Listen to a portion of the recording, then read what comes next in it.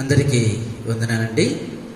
ఈరోజు మరి వారాంతర పరిచర్యలో భాగంగా సంఘ ప్రార్థన మనము ప్రారంభించుకుంటాము. దయచేసి అందరూ పనులు ముగించుకొని ఈ పరిచర్యలో పాలు పంపులు కలిగి ఉండవలసిందిగా ప్రభు పేరిట మనవి. రండి, ప్రార్థన చేసుకొని మనం ఈ పరిచర్యను ప్రారంభించుకుంటాం. ప్రేమ కలిగిన తండ్రి, ఘనమైన ప్రభువా, మీ శ్రేష్టమైన ఉన్నతమైన ఘనమైన నామమునకు వందనములు స్తోత్రములు చెల్లించుకుంటున్నాం. ఇంతవరకు నీ కృపలో భద్రపరిచి మమ్మల్ని పోషించి మమ్మల్ని బ్రతికించి తండ్రి, ఇంతవరకు సజీవ లెక్కలో మీరు ఉంచుతూ వచ్చిన మీ కృపను బట్టి మీకు వేలాది వందనములు స్తోత్రములు చెల్లించుకుంటున్నాం. ఈ సమయంలో తండ్రి, మరి వారాంతర పరిచర్యలో భాగముగా ఈరోజు సంఘ ప్రార్థన ప్రారంభించుకొనిచుండగా ప్రారంభం నుంచి అంతం వరకు మీ నామానికి మహిమకరంగా జరిగించుకునండి.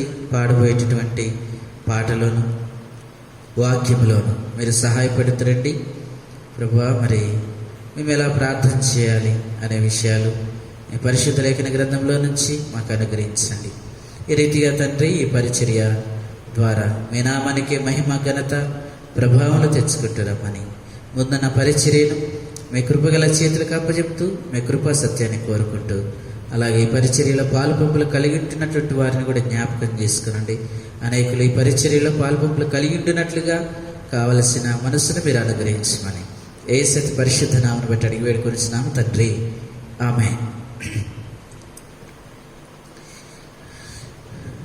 మనం ఒక పాట పాడుకుంటాము.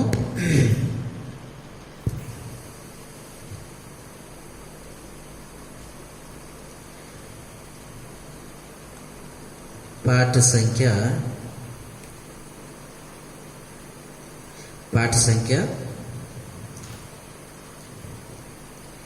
545.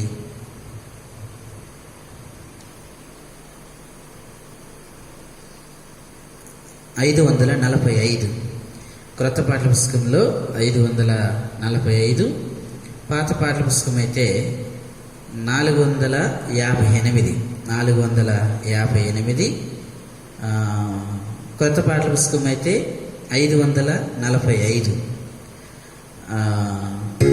సర్వశక్తుడా నా సత్యదేవుడా అనే పాటను మనం పాడుకుంటాం. సర్వశక్తుడా నా సత్యదేవుడా.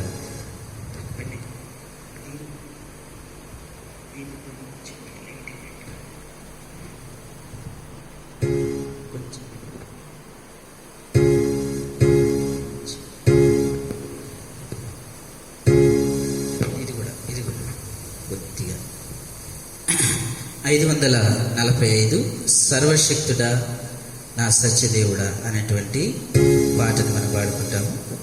లైట్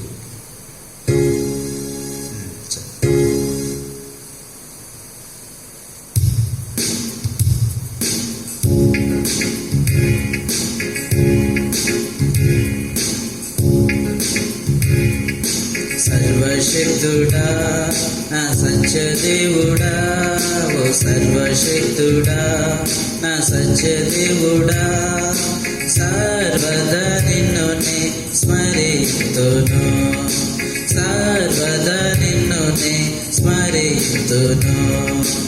ఆనందమే మహదానందమే, ఆనందమే మహదానందమే, ఆశ్చర్యకరుడు యేసుడుండు, ఆశ్చర్యకరుడు యేసుడుండు. నా పాపముల క్షమించెను, నా పాపముల క్షమించెను. చెర నుండి నేను మొరపెట్టగా, చెర నుండి నేను మొరపెట్టగా, పరము నుండి ఉత్తరమిచ్చెను, పరము నుండి ఉత్తరమిచ్చెను. ఆనందమే మహదానందమే, ఆనందమే మహదానందమే, ఆశ్చర్యకరుడు యేసుడుండు, ఆశ్చర్యకరుడు యేసుడుండు. నా పాపముల క్షమించెను, క్షమించెను. గూఢమైన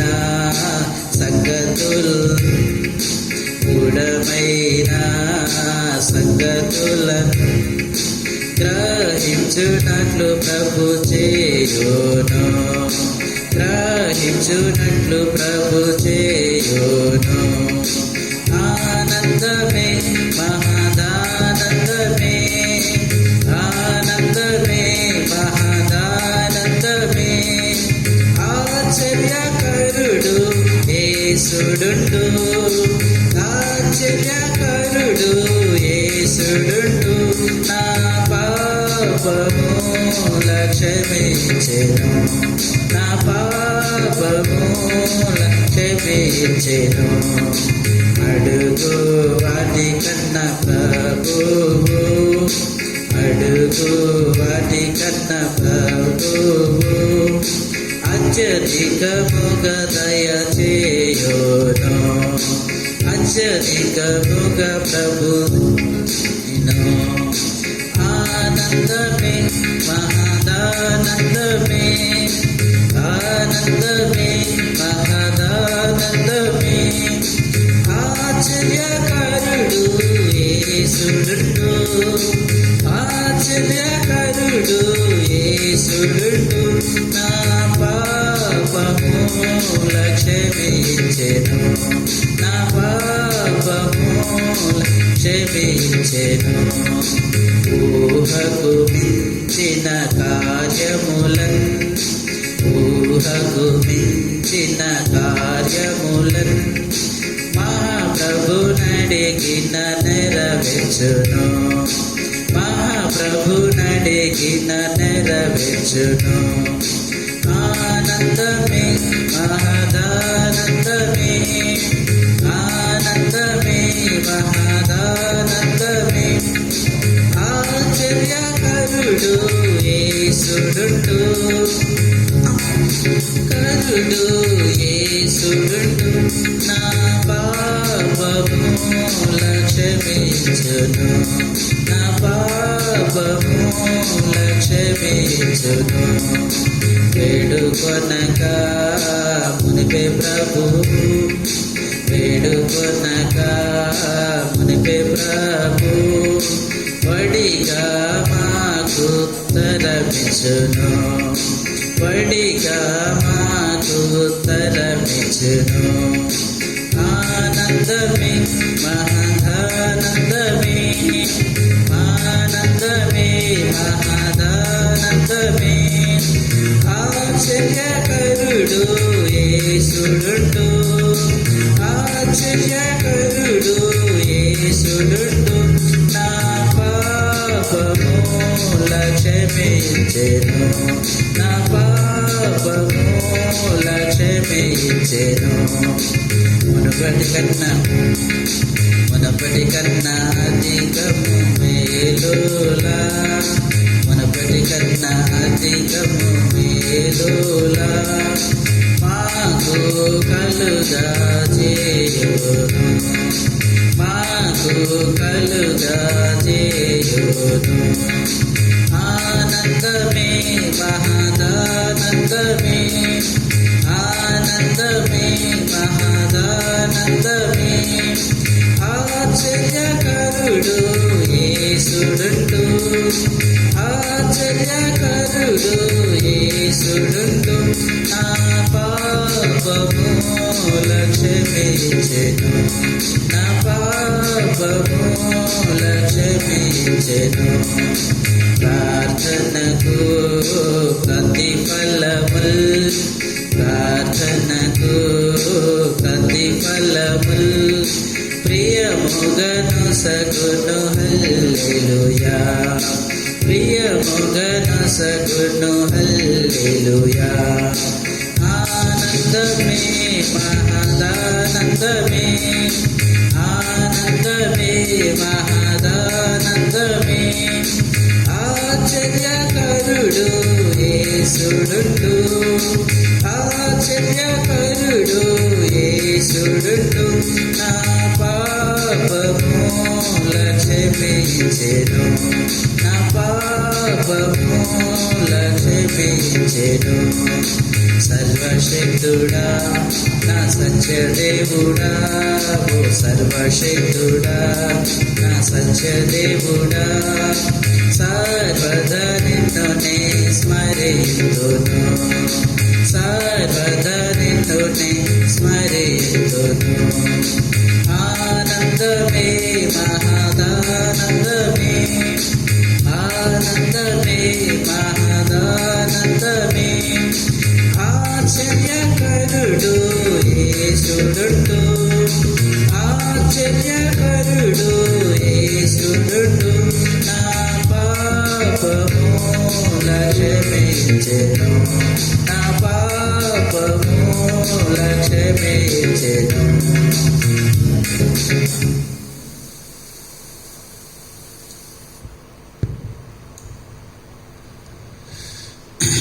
కొద్ది నిమిషాలు మనము దేవుని వాక్యాన్ని వింటాము.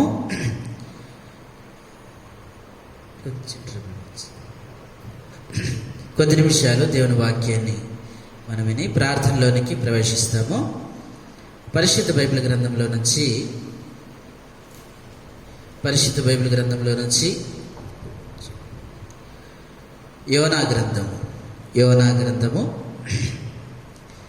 మొదటి అధ్యాయం, యోనా గ్రంథము మొదటి అధ్యాయము 11వ వచనం నుంచి 15వ వచనం వరకు మనం చదువుకుంటాం.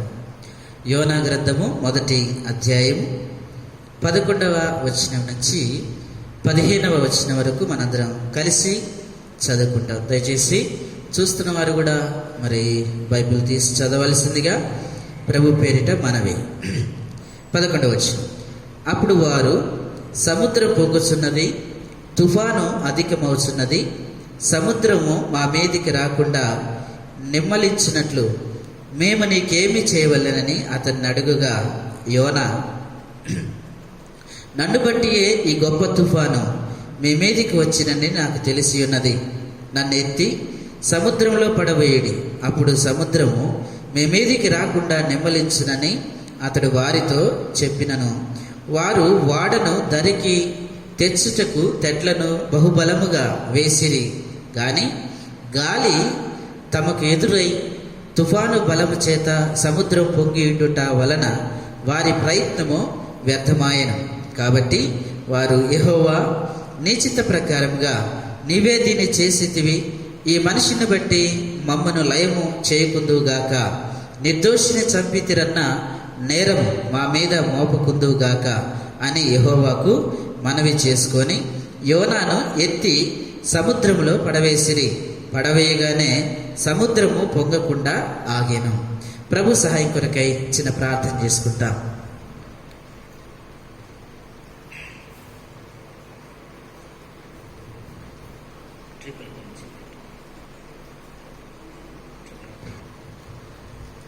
ప్రార్థన చేసుకుంటాం. ప్రేమ కలిగిన తండ్రి, ఘనమైన ప్రభువా, ఇంతవరకు పాట ద్వారా మీరు మహిమ పొందుతూ వచ్చినందుకై మీకు వందనములు, స్తోత్రములు చెల్లించుకుంటున్నాం. ఈ సమయంలో తండ్రి, మరి మీ వాక్యం కొరకై మరి ఎదురు చూస్తూ ఉండగా మేము ప్రార్థనలోనికి వెళ్ళక మునుపు మీ వాక్యము ద్వారా మాతో మీరు మాట్లాడండి. ఏ రీతిగా మేము ప్రార్థన చేయాలి, ఎందుకు ప్రార్థన చేయాలో ప్రభు మీ వాక్యము ద్వారా మాకు తెలియపరిచి వాక్యానుసారమైనటువంటి ప్రార్థన మేము చేయగలిగినట్లుగా మమ్మల్ని సిద్ధపరచమని మరి తండ్రి యోనా గ్రంథం మొదటి అధ్యాయం 11వ వచనం నుంచి 15వ వచనం వరకు చదువుకొని ఉండగా మాకు కావలసినటువంటి మాటలను మీరు అనుగ్రహిస్తారండి. ఈ మాటలను వివరించేదాని కొరకై నిలబడుతున్నటువంటి నేను అల్పుడును, అయోగ్యుడిని తండ్రి, ఎన్నికలేని వాడను. నీ పాద సన్నిధికి వస్తుండగా మీరే సహాయం చేయండి. మీ పరసంబంధమైన జ్ఞానంతో మీరు నింపి ప్రభా, మరి మీరే ఈ స్థానంలో మిమ్మల్ని మీరు ప్రత్యక్షపరచుకొని నన్ను పూర్తిగా మరుగు చేయండి. కేవలం నన్ను మీ నోటికి బూరగా మాత్రమే వాడుకుంటురమ్మని యేసతి పరిశుద్ధ నామమును బట్టి అడిగి వేడుకొనిచున్నాము తండ్రి, ఆమేన్. దేవుని నామానికి వందనాలండి. మీ అందరికి కూడా ప్రభు యేసుక్రీస్తు వారి శ్రేష్టమైన నామంలో మీ అందరికీ వందనాలండి. Praise the Lord. దేవుని మహాకృపను బట్టి దేవుడు ఇంతవరకు మనం రక్షిస్తూ వచ్చాడు. ఈ రోజున మనము సజీవ లెక్కలో ఉంచబడుతూ వచ్చామంటే అది దేవుని యొక్క ఉచితమైన కృప, ఆయన కనికరము మన ఎడల ఉండింది కనుక మనం ఈరోజు సజీవ లెక్కలో ఉంచబడుతూ వచ్చాం. అందుని బట్టి ప్రభువును స్తుతిస్తూ మరి కొద్ది నిమిషాలు మనము దేవుని వాక్యాన్ని వినడానికై ప్రయత్నం చేస్తాం. దయచేసి కొద్ది నిమిషాలు జాగ్రత్తగా వినడానికి ప్రయత్నం చేయండి. మనం చదువుకున్నటువంటి లేఖన భాగంలో మనందరికీ బాగా పరిచయమైనటువంటి మరి వాక్య భాగం, మనందరికీ బాగా తెలిసినటువంటి వాక్య భాగం. ఇక్కడ యోనా దేవుడు మరి నినివే పట్టణమునకు వెళ్ళి నినివే పట్టణంలో ప్రకటన చేయమని మరి యోనాకు దేవుడు సెలవిస్తాడు. ఆ యోనా నినివే పట్టణంకు వెళ్ళుటకు ఇష్టం లేక తార్షిష్కు పారిపోవడానికై మరి ఓడ ఎక్కి ప్రయాణం చేస్తూ ఉన్నాడు. ఈ ప్రయాణము సముద్రపు మధ్యకు వచ్చిన తర్వాత జరిగింది ఏంటంటే మరి వాతావరణం అంతా మారిపోయి తుఫాను, గాలి మరి సముద్రం మీద కొట్టగా సముద్రము బాగా విపరీతంగా మరి పొంగడము, సముద్రం బాగా అల్లకల్లోలంగా ఉండడము, మరి ఒక పైన మరి అందులో ఉన్నటువంటి ఓడలో ఉన్నటువంటి వారంతా కూడా భయభ్రాంతులై మరి రక్షించబడటానికి వారంతా ప్రయత్నం చేస్తూ ఉన్నారు. ఈ సమయంలో మరి అందరూ భయం చేత వారి వారి దేవుళ్లకు ప్రార్థన చేస్తూ ఉంటే మరి యోనా మాత్రము మరి ఓడ అడుగు దిగు భాగమునకు పోయి మరి పడుకున్నట్టుగా మనం చూస్తూ ఉన్నాం. కాబట్టి వాళ్ళు వెళ్ళి అంటూ ఉంటారు, ఓయి నిద్రపోతా, మరి ఇటువంటి పరిస్థితిలో నువ్వు ఎలాగో నిద్రపోతున్నావు, లేచి నీ దేవుణ్ణి ప్రార్థించమని అక్కడ ఉన్నటువంటి వారు యోనాతో చెప్పడం. అప్పుడు యోనా లేచి మరి ఈ పరిస్థితి అంతా కూడా మీ మీదికి రావడానికి కారణం ఈ గాలి కానీ ఈ తుఫాను కానీ ఈ పరిస్థితి అంతా కూడా మరి ఈ ఓడ మీదికి మీ మీదికి రావడానికి కారణము మరి నేనే కనుక ఇది ఆగిపోవాలి అంటే దయచేసి నన్ను మీరందరూ కలిసి మరి నన్ను సముద్రంలో పడేస్తే మరి వీటన్నిటి పరిస్థితులు ఆగిపోతాయి అని చెప్పడం మనం చూస్తూ ఉన్నాం. కనుక ఇక్కడ ఉన్నటువంటి మనం చదువుకున్నటువంటి లేఖన భాగం ఆ రీతిగానే వారు మరి యోనాను ఎత్తి సముద్రంలో పడవేసిన తర్వాత తుఫాను మరి నెమ్మలించి ఆగిపోయినదిగా మనం చూస్తూ ఉన్నాం. కనుక ఇదంతా మనకు తెలిసిందే. అయితే ఒక ప్రాముఖ్యమైనటువంటి సంగతి ఇక్కడ జరుగుతూ ఉంది. మనం చదువుకున్నటువంటి లేఖన భాగంలో ఒక ప్రాముఖ్యమైన సంగతి చోటు చేసుకుంది. నిజంగా నేను ఆ పరిస్థితిని ధ్యానం చేస్తున్నప్పుడు చాలా ఆశ్చర్యకరమైనటువంటి సంగతులు నాకు అనిపించాయి. ఎందుకు అనంటే ప్రాముఖ్యముగా మరి ఈరోజు మన ప్రార్థనకు మరి ఆధారం వాక్యము ఆధారం కావాలి కనుక మనం చదువుకున్నటువంటి లేఖన భాగంలో నుంచి మరి 14 వచనాన్ని మాత్రం మనం ధ్యానం చేస్తాం. మనం 11 నుంచి 15 వరకు చదువుకుంటూ వచ్చాము. అయితే మనం ధ్యానం మాత్రం 14 వచనం మాత్రము మనము ధ్యానంలోనికి తీసుకొని మరి ప్రార్థనలోనికి ప్రవేశిస్తాం. 14 వచనం మరొకసారి చదువుతున్నాను, దయచేసి అందరూ గమనించవలసిందిగా ప్రభు పేరిట మనవి. 14 వచనం, కాబట్టి వారు యెహోవా నీ చిత్త ప్రకారముగా నీవే దీన్ని చేసితివి, ఈ మనిషిని బట్టి మమ్మను లయము చేయకుందుగాక, నిర్దోషిని చంపితిరన్న నేరము మా మీద మోపకుందుగాక అని యెహోవాకు మనవి చేసుకున్నది. ఎవరు ఇక్కడ యెహోవాకు మనవి చేస్తున్నారు అంటే మనవి అంటే ఏంటి? ప్రార్థన. అంటే ఇక్కడ వాడలో కొంతమంది దేవునికి ప్రార్థన చేస్తున్నారు.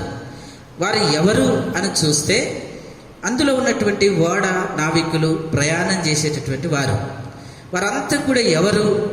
మరి ఇశ్రాయేలులకు సంబంధించిన వారా, లేకపోతే దేవుని ప్రజలుగా ఎంచబడిన వారా అని అంటే కాదు.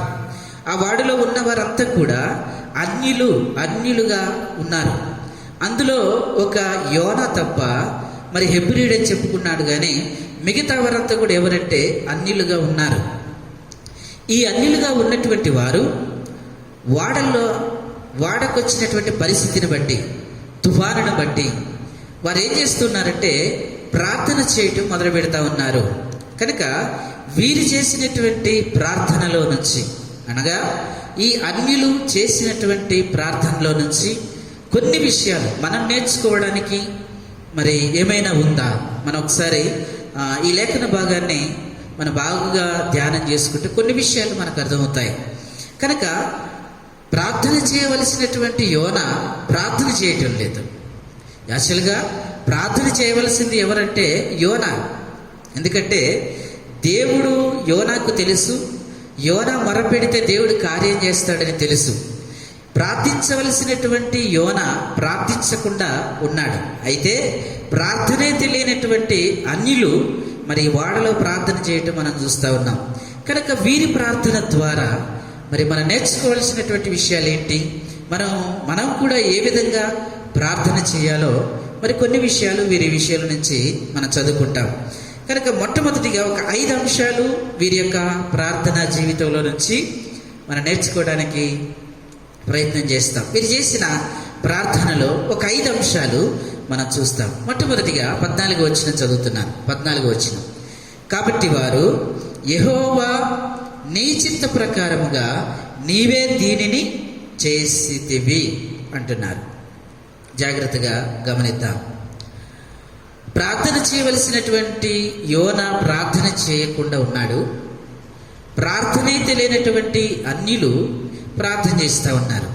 ఏమని ప్రార్థన చేస్తూ ఉన్నారంటే, మొట్టమొదటిగా కాబట్టి వారు యెహోవా అని ప్రార్థన చేస్తూ ఉన్నారు. ఎలా ప్రార్థన చేస్తూ ఉన్నారు? వాళ్ళు యెహోవా అని ప్రార్థన చేస్తూ ఉన్నారు. ఆయన యెహోవా అన్న సంగతి వీళ్ళకి ఎలా తెలుసు? ఆయన యెహోవా అన్న సంగతి వీళ్ళకి ఎలా తెలుసు? అన్యులైనప్పటికీ కూడా ప్రార్థన ఎలాగ చేస్తున్నారంటే యెహోవా అని ప్రారంభించారు. మరి వీరికి యెహోవా అన్న సంగతి వీరికి ఎలా తెలిసింది అని అంటే, ఇప్పుడు మొదటి అధ్యాయము 9వ వచనం మనం చదువుతాం. యోనా గ్రంథము 1వ అధ్యాయము 9వ వచనాన్ని మనం చదువుతాం. అతడు వారితో ఇట్లనెను, నేను హెబ్రీయుడును, సముద్రమునకును భూమినికిని సృష్టికర్త అయి ఆకాశమందుండు దేవుడై ఉన్న యెహోవా యందు నేను భయభక్తులు గలవాడనై ఉన్నాను. తాను యెహోవా సన్నిధి నుండి పారిపోవచ్చున్నట్టు అతడు ఆ మనుషులకు తెలియజేశాడు. అంటే వీరు ప్రార్థన, అన్యులు దేవుడి గురించి ఎక్కువ తెలియదు. వాళ్ళకి దేవుడు ఎలాంటి వాడో తెలియదు, ఎలాంటి పరిస్థితులు చేయగలడో తెలియదు, అసలు ఆ దేవుని యొక్క మహత్యం ఏంటో తెలియదు, ఆ దేవుని యొక్క బలాతిశయం ఏంటో తెలియదు, ఆయన యొక్క పరిస్థితి ఏంటో ఇక్కడ ఉన్నటువంటి అన్యులకు తెలియదు. కానీ వీరు ఏం నమ్మారంటే యోనా చెప్పినటువంటి మాటలను నమ్మారు. యోనా ఏం చెప్తూ వచ్చాడంటే 9వ వచనంలో, నేను హెబ్రీయుడును, సముద్రమునకును భూమినెక్కిని సృష్టికర్త అయిన ఆకాశమందుండు దేవుడై ఉన్న యెహోవా యందు నేను భయభక్తులు గలవాడను అనంటే, ఈ యోనా చెప్తున్నటువంటి మాటలు యోనా ఏం చెప్తున్నాడంటే, ఆకాశమునకును భూమికిని సముద్రానికి సృష్టికర్త అయిన వాడు ఒకడున్నాడు, ఆయనే యెహోవా అని తెలియపరిచాడు.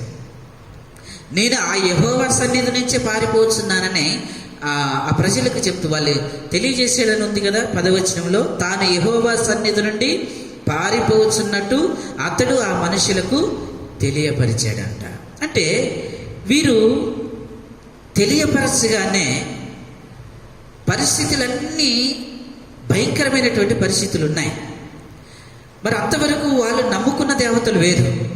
వారి కష్టం వచ్చినప్పుడు 4వ వచనంలో 5వ వచనంలో మరి 5వ వచనంలో, కాబట్టి నావికులు భయపడి ప్రతివాడు తన తన దేవతను ప్రార్థించి వాడ చులకన చేయుటకై అందులోని సరుకులను సముద్రంలో పారవేసిరి. అంటే వారు అంతకుముందు వేరే దేవతలు కలిగి ఉన్నారు. ఈ దేవుడు ఎలాంటి వాడో తెలియదు, ఈ దేవుని యొక్క పరిస్థితి ఏంటో వాళ్ళకి తెలియదు. అయినప్పటికీ కూడా పరిస్థితిని బట్టి వాళ్ళు నమ్మింది ఏంటి అంటే, ఈ దేవుడు మాత్రమే ఈ పరిస్థితిని ఆపగలడు అని నమ్మారు వాళ్ళు. మళ్ళా చెప్తున్నానండి, మొట్టమొదటి అంశం వీరి ప్రార్థనలో మనం నేర్చుకోవాల్సిన విషయం ఏంటంటే, వారు అన్యులైనప్పటికీ, దేవుని కార్యాలు చూడనప్పటికీ, దేవుని కార్యాలు ఎలాంటివో వాళ్ళు ఎరగనప్పటికీ కూడా వాళ్ళు ఏం నమ్మారంటే యెహోవాను నమ్మారు అని మనకి ఇక్కడ అర్థమవుతుంది. ఎందుకంటే వారి ప్రార్థనలో మొట్టమొదటిగా మనం చూస్తూ ఉన్నాం, యెహోవా అని మొదలుపెట్టారు. అంటే వాళ్ళు ఏం నమ్మారు అంటే సముద్రం ఆపు చేయటానికి ఆ సముద్రమును సృజించింది, ఆకాశమును సృజించింది, భూమిని సృజించింది యెహోవాయే అని నమ్మారు. యెహోవాయే అని నమ్మారు కాబట్టే ఇప్పుడు ప్రార్థన చేయటం మొదలుపెట్టారు. అంటే వారు దేవునిని నమ్మడం ప్రారంభించారు. దేవునిని నమ్మి ప్రార్థన చేస్తూ ఉన్నారు. అంటే వారు దేవుని నిజంగా నమ్మారు అన్నట్టుగా మనకి ఇక్కడ కనబడుతూ ఉంది. కనుక ఈ రోజున మనం వీరి ప్రార్థన నుంచి మనం నేర్చుకోవాల్సిన విషయం ఏంటంటే, ఈ అన్యులైతే దేవుడు ఎలాంటి వాడో తెలియకపోయినప్పటికీ కూడా దేవుని నమ్మి, ఆయన సృష్టికర్తను నమ్మి, ఈ పరిస్థితిని అంతటిని చక్కపరచడానికి ఆయనే సమర్థుడిని నమ్మి ఆయనకు ప్రార్థన చేయటం మొదలుపెట్టారు. కనుక మన జీవితంలో కూడా వీరికి తెలియదు, కానీ మన జీవితంలో మనకు తెలుసు కదా దేవుడు ఎలాంటి వాడో మనకు తెలుసండి. దేవుడు మన జీవితంలో ఎలాంటి కార్యాలు చేశాడో మనకు తెలుసు. దేవుడు ఒకప్పుడు మన పాపంలో ఉంటే మన కొరకు ఏం చేశాడు, మనల్ని ఎలా రక్షించాడో మనకు తెలుసు. మన యొక్క అన్నిటిని కూడా ఆయన ఎలా చక్కబరుచుకుంటా మన నడిపిస్తున్నాడో మనకు తెలుసు. ఆయన యొక్క బాహుబలం చేత మనల్ని ఎలా నడిపిస్తున్నాడో మనకు తెలుసు. ఇన్ని తెలిసినా కొన్నిసార్లు మన జీవితాల్లో దేవునిని మనము పూర్తిగా నమ్మనటువంటి వారంగా ఉంటాం. ఇన్ని తెలుసు మనకి, మన జీవితంలో దేవుడు ఇన్ని చేశాడని తెలుసు, ప్రతిదీ ఆయనే చేస్తున్నాడని కూడా తెలుసు. కానీ కొన్నిసార్లు మన జీవితంలో మరి దేవునిని నమ్మకుండా ఉండే పరిస్థితులు ఉంటాయి. దేవునిని నమ్మకుండా ఉండే పరిస్థితులు మన జీవితంలో కనబడుతూ ఉంటాయి. కానీ ఈ వ్యక్తులకైతే దేవుడి పరిచయం లేడు, దేవుడి కార్యాలు తెలియవు. అయినా వీరు దేవుని నమ్మి, అందుకనే మన కీర్తన గ్రంథంలో అంటాడు కదా, దేవుడు లేడని బుద్ధిహీనులు తమ యొక్క హృదయంలో అనుకుంటారు. అంటే వీరు ఏమనుకుంటున్నారంటే దేవుడు ఉన్నాడు, ఈ పరిస్థితిని చక్కపరచగలడు అని నమ్ముతున్నారు. అన్నిలే, వారికి రక్షణ లేదు, దేవుని కార్యాలు చూడలేదు. అయినా ఎంతటి నమ్మకం అండి వారికి, ఎంతటి నమ్మకం. నాకు అనిపిస్తూ ఉంది, ఆ వచనాన్ని ధ్యానం చేస్తున్నప్పుడు, వాక్యము మరి సంఘ ప్రార్థన కొరకు ఏం సిద్ధపడాలన్న ఆలోచనలో ఉన్నప్పుడు నా మనస్సంతా ఆ వచనం మీదనే పోతా ఉంది. చదివాను కానీ అందులో ఏముందనేది అర్థం కావటం లేదు. ప్రార్థన చేసుకున్న, ఏంటి తండ్రి ఇక్కడ ఆగిపోతున్నాను, ఏంటి ఇక్కడ అంటే వారి ప్రార్థనా జీవితము మీరు నేర్చుకోవాలి అనే విషయాన్ని దేవుడు నాకు మరి చెప్తున్నట్టుగా అనిపిస్తూ వచ్చింది. నిజమే, వారికి దేవుడి సంగతులు తెలియకపోయినప్పటికీ కూడా వారు ప్రార్థన చేస్తూ ఉన్నారు, దేవుని నమ్మి ప్రార్థన చేస్తూ ఉన్నారు. ఈ రోజున మనం నమ్మాలంటే మనకు కొన్ని సూచక్రియలు కావాలి కదా. మనం నమ్మాలంటే కొన్ని సూచక్రియలు మన జీవితంలో జరగాల. అందుకనే మరి నిర్గమకాండంలో ఒక మాట ఉంది చూడండి. నిర్గమకాండము 3వ అధ్యాయం. నిర్గమకాండము 3వ అధ్యాయం. నిర్గమకాండము 3వ అధ్యాయము 3వ అధ్యాయం 13వ వచనం చదువుతాం. మోషే చిత్తగించుము, నేను ఇశ్రాయేలుల యొద్దకు వెళ్ళి వారిని చూచి, మీ పితరుల దేవుడు మీ యొద్దకు నన్ను పంపెనని వారితో చెప్పగా, వారు ఆయన పేరేమి అని అడిగిన ఎడల వారితో నేనేమి చెప్పవలనని దేవుడు అడిగాను. అందుకు దేవుడు, నేను ఉన్నవాడను అనువాడనై ఉన్నానని మోషేతో చెప్పాను.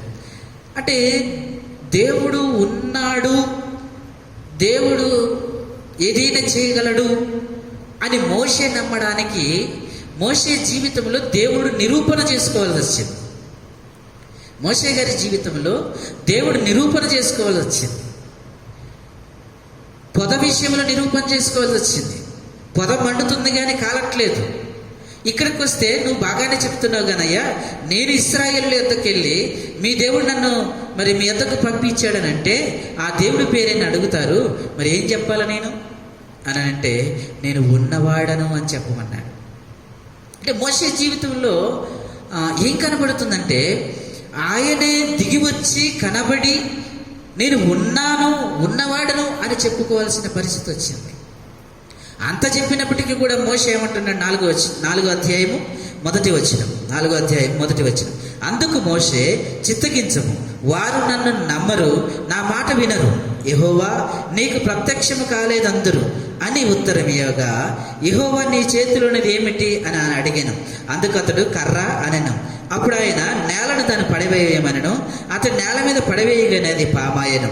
అప్పుడు యెహోవా నీ చేయి చాపి దాని తోక పట్టుకోమనగా అతడు చేయి చాపి తన తోక పట్టుకొనగానే అతని చేతిలో కర్ర ఆయను. ఆయన దాని చేత వారి పితరులైన యెహోవా అనగా అబ్రహాము దేవుడు, ఇస్సాకు దేవుడు, యాకోబు దేవుడు ప్రత్యక్షమాయన నమ్ముదురనెను. మరియు యెహోవా నీ చేయి రొమ్మున ఉంచుకోమనగా అతడు తన చేయి రొమ్మున ఉంచుకొని వెలుపలకు తీసినప్పుడు ఆ చేయి కుష్టి గలదై హిమము వలె తెల్లదాయను. తర్వాత అతని చెయ్యి మరల రొమ్ము మీద ఉంచుకొనగా అతడు తన చెయ్యి మరల తన రొమ్ము మీద ఉంచుకొని తన రొమ్ము నుండి వెలుపలకు తీసినప్పుడు అది అతని శరీరము వలె ఆయను. అంటే ఇక్కడ చూడండి, దేవుడిని నిరూపించుకోవడానికి మోషే గారి జీవితంలో మరి పొద విషయంలో చెప్పాల్సి వచ్చింది. అంతేకాదు కానీ మరి నేను ఉన్నవాడని చెప్పుకోవాల్సి వచ్చింది. అంతేకాదు కానీ మరి సూచక్రియ కూడా చేయవలసి వచ్చింది. కర్రను పాముగా మార్చడం, పాముని కర్రగా మార్చడం, చేతిని మరి కుష్టి రోగం కలిగిందిగా చేయటం, మరలా నార్మల్గా చేయటం. అంటే ఇక్కడ ఏం కనబడుతూ ఉందంటే, నేనే అని చెప్పడానికి దేవుడు నిరూపణ చేసుకోవాల్సి వచ్చిన పరిస్థితి ఇక్కడ కనపడతా ఉంది. అంతేకాదు గిద్యోను జీవితంలో కూడా మనం చూస్తాం. గిద్యోనుతో దేవుడు అంటాడు, పరాక్రమం కలిగిన బలాఢ్యుడా, నీ చేత నేను ఈ మిద్యానీయులను ఒక మనిషిని కొట్టినట్టుగా నీతో కొట్టిస్తానంటే అంటాడు, నా వల్లే ఆడవుతుందయ్యా, నేనెంతటి వాడని అంటాడు. లేదు, నీ వల్ల అవుతుంది, నా వల్ల అవుతుందనే నిరూపణ ఏంటి? ఇదిగో నేను కొన్ని సూచక్రియలు చెప్తున్నాను, ఆ ప్రకారంగా జరిగితే నీవు మిద్యానీయులు నా చేత ఓడిస్తున్నావని నేను నమ్ముతానని గిద్యోను మరి సూచక్రియను పెట్టుకున్నాడు. గొర్రెబొచ్చును తీసుకొచ్చాడు. ఒకసారి అది తడవద్దు, చుట్టూ మనసు కురవాలి కానీ దాని మీద కురవద్దు అన్నాడు. అది అయిపోయింది. రెండవసారి కూడా మరి అది మాత్రమే తడవాలి, చుట్టూ మాత్రం మనసు పడొద్దు అన్నాడు. అలానే జరిగింది. అంటే ఇక్కడ దేవుడు నిజమైన దేవుడని నిర్ధారణ చేయుటకై దేవుడు కొన్ని సూచక్రియలు చేయవలసి వచ్చిన పరిస్థితి ఉంటుంది. అలాగనే మత్తయి సువార్తలో కూడా ఒక మాట రాయబడుతూ వచ్చింది. ఒకసారి మత్తయి సువార్త 14వ అధ్యాయం, మత్తయి సువార్త 14వ అధ్యాయము, మత్తయి సువార్త 14వ అధ్యాయము 27వ వచనం. వెంటనే యేసు ధైర్యం తెచ్చుకొనుడి, నేనే, భయపడకుడని వారితో చెప్పగా పేతురు, ప్రభువా నీవే అయితే నీళ్ల మీద నడిచి నీ వద్దకు వచ్చుటకు నాకు సెలవిమ్మని ఆయనతో అన్నాడు. ఇక్కడ పేతురు గారి జీవితంలో కూడా మనం చూస్తూ ఉన్నాము. ఆయన సముద్రం మీద నిలబడి భయపడబాకండి నేనే అని ఆయన చెప్పినప్పటికీ కూడా నమ్మనటువంటి స్థితి. అంటే అక్కడ కూడా యేసు ప్రభు వారు నేను యేసు దేవుని కుమారుడని నిర్ధారణ చేసుకోవాల్సిన పరిస్థితి ఇక్కడ కలిగింది. నీవే అయితే నేను కూడా నీలాగా నీళ్ళ మీద నడవాలి. అంటే మనం దేవుని నమ్మటానికి దేవునికి కొన్ని పరీక్షలు పెడుతున్నాం. మనం దేవుని నమ్మటానికి మనం ఎన్నో సూచక్రియలు పరిస్థితులు అవుతేనే, మన జీవితంలో అయితేనే మనం దేవుని నమ్ముతాం. దేవుడు మనకి ఏదైనా స్వస్థత చేస్తేనే మనం దేవుని నమ్ముతాం. దేవుడు మన కుటుంబంలో ఏదైనా మేలు చేస్తేనే మనం దేవుని నమ్ముతాం. దేవుడు మన ఎడల ఏదైనా కృప చూపించి మన ఐశ్వర్యవంతులుగా చేస్తేనే మనం దేవుని నమ్ముతూ ఉంటాం. కానీ ఇక్కడ వీరు ఏ విధంగా ప్రార్థన చేస్తూ ఉన్నారు? ఆ వాడలో ఉన్నటువంటి అన్యులు అంటే ఏమీ చేయకుండా, ఏమీ చూడకుండానే ఏం చేస్తూ వచ్చారంటే, ఆయన యెహోవా అని నమ్మారు, ఆయన సృష్టికర్త అని నమ్మారు, ఆయన సముద్రమునకును భూమికిని ఆకాశమునకును సృష్టికర్త అయిన దేవుడని వారు నమ్మారు. వారి జీవితంలో ఏం చూడలే, వారి జీవితంలో దేవుని కార్యాలు తెలియవు. తోమా విషయంలో మనం చూస్తాం. యేసు ప్రభు వారి శిష్యుల యొద్దకు వచ్చినప్పుడు అందరూ నమ్మలేదని రాయబడుతూ వచ్చిందండి. ఒకసారి లూకాసు వార్త 24వ అధ్యాయం, లూకాసు వార్త 4వ అధ్యాయం 39వ వచనం చదువుదాం. 39వ వచనం, 38 నుంచి చదువు. అప్పుడు ఆయన, మీరెందుకు కలవరపడుచున్నారు? మీ హృదయములో సందేహములు పుట్టనేలా? నేనే ఆయనను అనుటకు నా చేతులను నా పాదములను చూడుడి, నన్ను పట్టి చూడుడి. నాకున్నట్టుగా మీరు చూస్తున్న ఎముకలు మాంసము భూతమునకు ఉండవని చెప్పారు. ఇక్కడ ఏంటంటే, యేసు ప్రభువారి పునరుద్ధానుడై వచ్చిన తర్వాత కూడా శిష్యులు అపనమ్మకంలో ఉన్నటువంటి పరిస్థితి కనబడుతూ ఉంది. ఆయన వచ్చి నిర్ధారణ చేసుకోవాల్సిన పరిస్థితి మరి దేవుని కుమారుడికి వచ్చేసి, అయ్యా మీరు కలవరపడొద్దు, నేనే ఆయనను. ఎవరు? నేనే మీతో ఉన్నటువంటి క్రీస్తును, మీతో తిరిగినటువంటి యేసును అని నిర్ధారణ చేసుకోవాల్సిన పరిస్థితి. నేనే ఆయనను అనుటకు, ఇదిగో నన్ను వచ్చి తాకండి, నన్ను ముట్టుకోనండి. ఇదిగో నాకున్నట్టుగా ఈ శరీరము మాంసం ఎముకలు భూతానికి ఉండవు. నేను భూతాన్ని కాదు, నేను మీతో తిరిగిన వాడను, మీతో కలిసి ఉన్నవాడను. నేనే ఆయనని చెప్పుకోవాల్సిన పరిస్థితి. అంటే కొన్నిసార్లు మన జీవితాల్లో మనము దేవుని నమ్మనటువంటి వారంగా ఉంటాం. మన జీవితాలు ఎన్ని కార్యాలను చేయాలి. శిష్యుల జీవితాలు ఎన్ని కార్యాలు జరిగాయండి? ఎన్ని అద్భుత కార్యాలు చూశారండి? యేసు ప్రభు వారు చేసినటువంటి అద్భుత కార్యాలు వారి జీవితంలో ఎన్ని చూశారు? అన్ని చూసినప్పటికీ కూడా ఇంకా ఎందులో ఉన్నారంటే, ఆయన దేవుడిని నమ్మనటువంటి స్థితిలో శిష్యులు ఉన్నారు. ఏకంగా తోమా గారైతే ఆయన గాయములో వేలి పెట్టి తిప్పి చూసిందా కూడా నమ్మలేదండి. ఎంత పరిస్థితి కనపడతా ఉంది. నిజంగా నాకు అనిపిస్తూ ఉంది ఆ వచనం చదువుతున్నప్పుడు, వారు అన్యులే, వారి జీవితంలో దేవుడు చేసిన కార్యాలు ఏవి చూడలేదే, అయినప్పటికీ కూడా ఎలా నమ్ముతున్నారు దేవుణ్ణి అనంటే, వారు దేవుణ్ణి దేవునిగా నమ్మారు. సూచక్రియలను బట్టి వాళ్ళు నమ్మలే, అద్భుతాలను బట్టి వారు నమ్మలే, ఏదో చేశారని వాళ్ళు నమ్మలేదు. ఆయన సృష్టికర్తగా, ఆయనకు సమస్తము సాధ్యమని నమ్మి ప్రార్థన చేయటం ప్రారంభించారు. కనుక మన జీవితంలో మనం ఎలా ప్రార్థన చేయాలి అంటే, అందుకనే మరి మొదటి యోహాను పత్రిక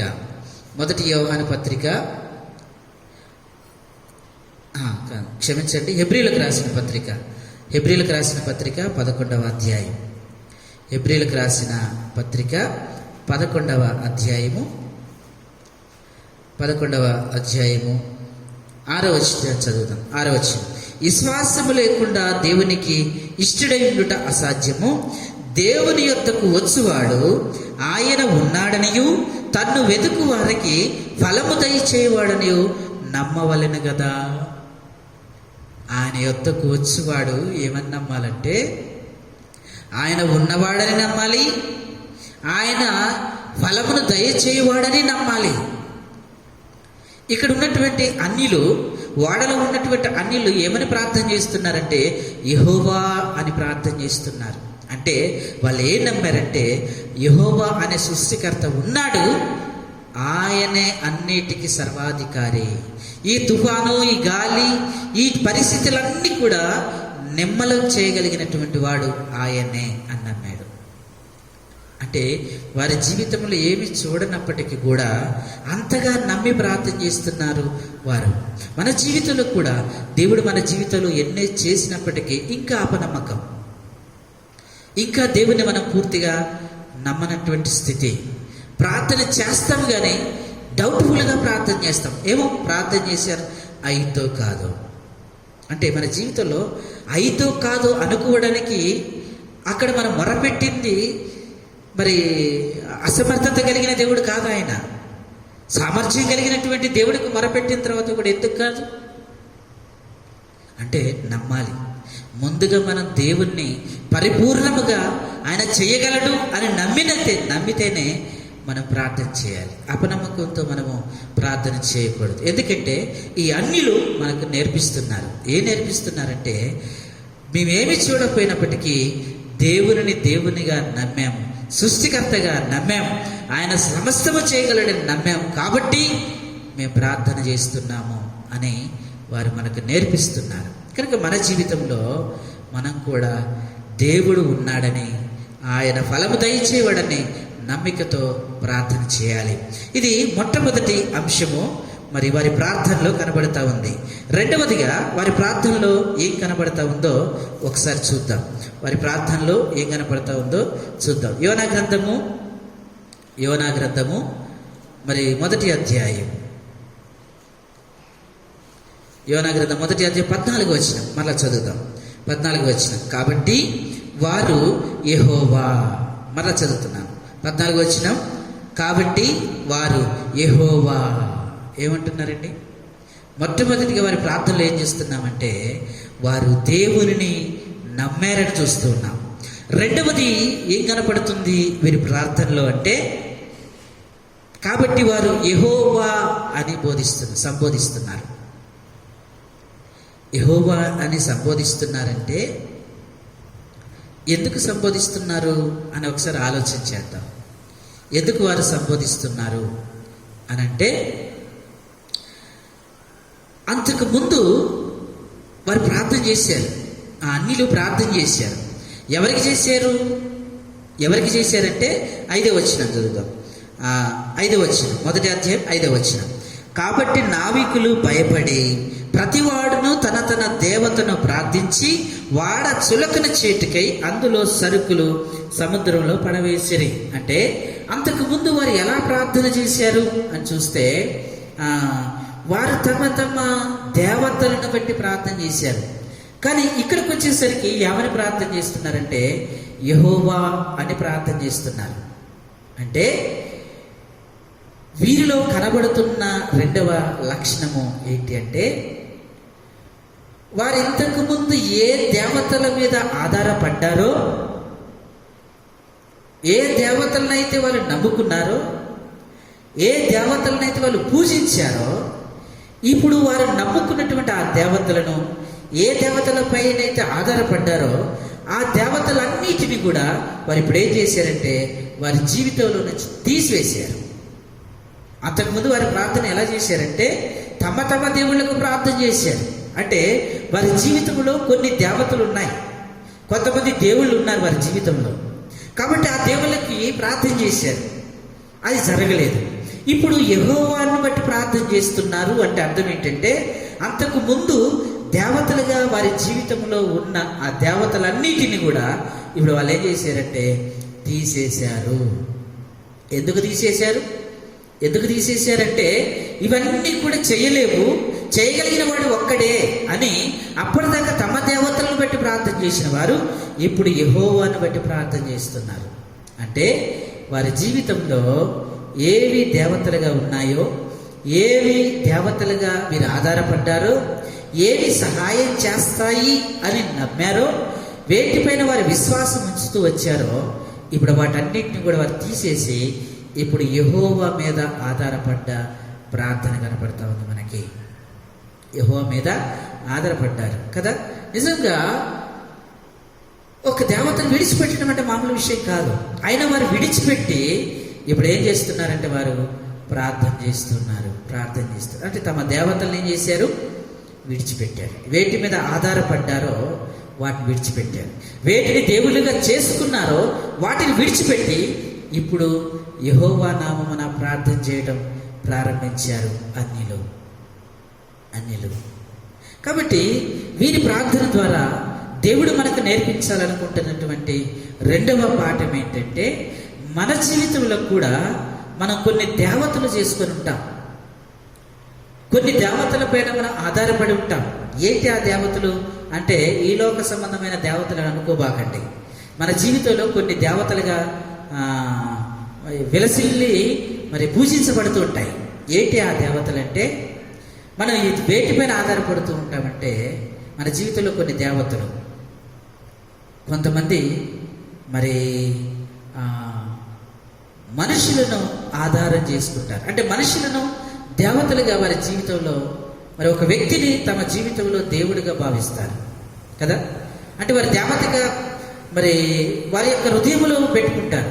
ఏదైనా ఇబ్బంది వచ్చినా, ఏదైనా పరిస్థితులు వచ్చినా, ఎలాంటి కష్టం వచ్చినా కూడా వీళ్ళు మొట్టమొదటిగా చేసే పని ఏంటంటే దేవుని దగ్గరికి రారు. ఎందుకంటే వారి జీవితంలో ఒక దేవతను స్థాపించారు. ఎవరు ఆ దేవత అంటే ఒక వ్యక్తి. ఆ వ్యక్తిని నమ్ముతారు. ఫలానా వ్యక్తి దగ్గరికి వెళ్తే ఫలానా జరుగుద్ది, ఫలానా వ్యక్తి దగ్గరికి వెళ్తే ఈ సమస్యకు పరిష్కారం చేయగలదు, లేకపోతే ఈ సమస్య తీసివేయటానికి ఆయనే సమర్థుడని మన జీవితంలో కొన్నిసార్లు ఒక వ్యక్తిని దేవతగా దేవుళ్ళుగా చేస్తాం. దేవుని కంటే కూడా దేవుని దగ్గరికి ఎప్పుడు వస్తామా అంటే అన్ని పరిస్థితులు అయిపోయిన తర్వాత దేవుని దగ్గరికి వస్తాం. ఎందుకంటే అంతకుముందు మన హృదయంలో కొన్ని దేవతలు ఉన్నారు, కొన్ని దేవతలు ఉన్నాయి. ముందు వాటికి మొరపెడతాం. వాటికి మొరపెట్టిన తర్వాతనే అవి చేయకుండా ఉంటే దేవుని దగ్గరికి వచ్చి మొరపెట్టే వారంగా మనం ఉంటాం. అయితే వీరి జీవితంలో చూస్తా ఉన్నాం, ఏటిపైన ఆధారపడ్డారో వాటన్నిటిని తీసేసుకున్నారు, దేవుని మీద ఆధారపడుతూ వచ్చారు. ఇప్పుడు అంటే తమ జీవితంలో దేవతలుగా ఉన్న వాటిని తీసేశారు. మన జీవితంలో కూడా కొన్ని దేవతలుగా ఉన్నాయి. కొంతమంది వ్యక్తులు నమ్ముతారు, కొంతమంది డబ్బును నమ్ముతారు. వారికి ఉన్నటువంటి ధనాన్ని బట్టి, నాకున్నటువంటి ధనం ఉంది కాబట్టి నేను ఏదైనా చేయగలను, పెద్దలు ప్రార్థించాల్సిన పనేముంది, నా డబ్బుతో నేను ఏదైనా చేయగలుగుతాననే నమ్మకం. అంటే డబ్బును తమ జీవితంలో దేవతగా చేసుకుంటారు. డబ్బు దగ్గర మొరపెడతారు. అంటే ఈ డబ్బు వల్ల ఏదైనా సాధించవచ్చు, ఏదైనా చేసుకునవచ్చు.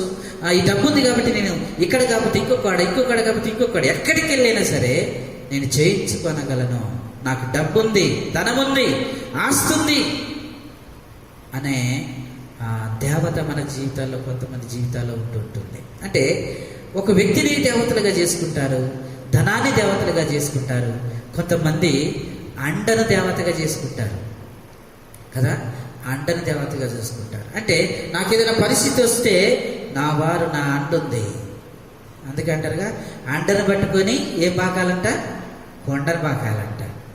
అండ పట్టుకుంటే కొండను పాకుతామంట. అంటే అండను మన జీవితంలో ఏం చేసుకున్నామంటే దేవతలు చేసుకున్నాం.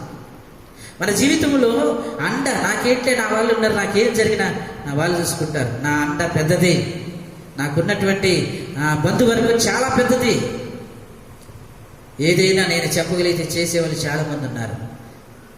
నా బంధువులు ఇగో పలాని వాళ్ళు ఉన్నారు, వారు ఏదైనా చేయగలుగుతారు. అంటే మన జీవితంలో అండను ఒక దేవతగా మనము చేసుకుంటూ ఉంటాం. కొందరు వ్యక్తులను దేవతలుగా చేసుకుంటే, కొంతమంది ధనాన్ని దేవతలుగా చేసుకుంటున్నారు, కొంతమంది అండను దేవతగా చేసుకుంటున్నారు. నాకు అండ ఉంది అనేటువంటి, నాకేం కాదు, నా వాళ్ళు నాకున్నారు అనేటువంటి పరిస్థితిని ఆధారం చేసుకుంటారు. ఇవి దేవతలే, ఇవన్నీ జీవితాల్లో దేవతలుగా చేసుకుంటున్నాం. కొంతమంది ఏం చేస్తారంటే పాస్టర్స్ని దేవతగా చేసుకుంటారు వారి జీవితంలో కదా. ఎందుకంటే మా పాస్టర్ గారు ప్రార్థన చేస్తే అంతే, ఏదైనా కేకలు పెట్టుకుంటే విడిచిపోవాల్సిందే. ఎందుకంటే వీడికున్న నమ్మకం దేవుని మీద కాదు, ఎవరి మీద, పాస్టర్ గారు. ఎందుకంటే పాస్టర్ గారు నూనె సీసా తీసుకొస్తే సీసాకి ప్రార్థన చేస్తాడు, ఆ సీసా రాసుకుంటే అన్నీ పోతాయి అనుకుంటాం. మనకి కొబ్బరి నూనె సీసా మీద ఉన్న నమ్మకం, పాస్టర్ గారి మీద ఉన్న నమ్మకం దేవుని మీద ఉండదు. అంటే మన జీవితంలో కొబ్బరి నూనెను, ఒక కొబ్బరి సీసాని మన జీవితంలో దేవతగా చేసుకుంటున్నాం, లేకపోతే ఒక ఐగర్ని మన జీవితంలో దేవతగా చేసుకుంటున్నాం. కారణం ఏంటంటే ఇవన్నీ మనకి తెలియకుండా మన జీవితంలో విరసిల్లుతున్నటువంటి దేవతలు మనకి తెలియదు. వారికి ఉన్నటువంటి ప్రతి దేవతను విడిచిపెట్టి ఇప్పుడు ఎలా ప్రార్థన చేస్తున్నారంటే యెహోవా నామమున ప్రార్థన చేస్తూ ఉన్నారు. కనుక మన జీవితంలో కూడా ఇలాంటివి ఉంటాయి. కొన్ని దేవతలు మనుషులపైన ఆధారపడటం, అండపైన ఆధారపడటం, డబ్బు పైన ఆధారపడటం, లేకపోతే రాజకీయ పలుకుబడి పైన ఆధారపడడం, లేకపోతే సేవకులపైన ఆధారపడడం. వారి జీవితాల్లో కొంతమంది పరిస్థితులు ఎలా ఉంటాయంటే ఇంకా వారికి ఉన్నటువంటి పరిస్థితులు, అధికారాన్ని బట్టి ఆ దేవతగా చేసుకుంటారు. నాకేంట్లే, నేను చెప్పితే ఏదైనా జరుగుద్ది, నాకు అధికారం ఉందిగా, నేను పెద్ద లెవెల్లో ఉన్నాను కాబట్టి ఏదైనా జరుగుతులే అంటే మన జీవితంలో ఇవి దేవతలుగా విరసిల్లుతున్నాయి.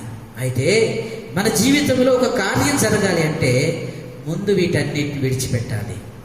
ఏవి దేవతలుగా మన జీవితంలో చేసుకున్నామో, ఏవి దేవతలుగా మనము ఆరాధిస్తున్నామో, వేటిని బట్టి మనము ఆధారపడుతున్నామో వాటన్నిటిని ముందు తీసివేయాలి.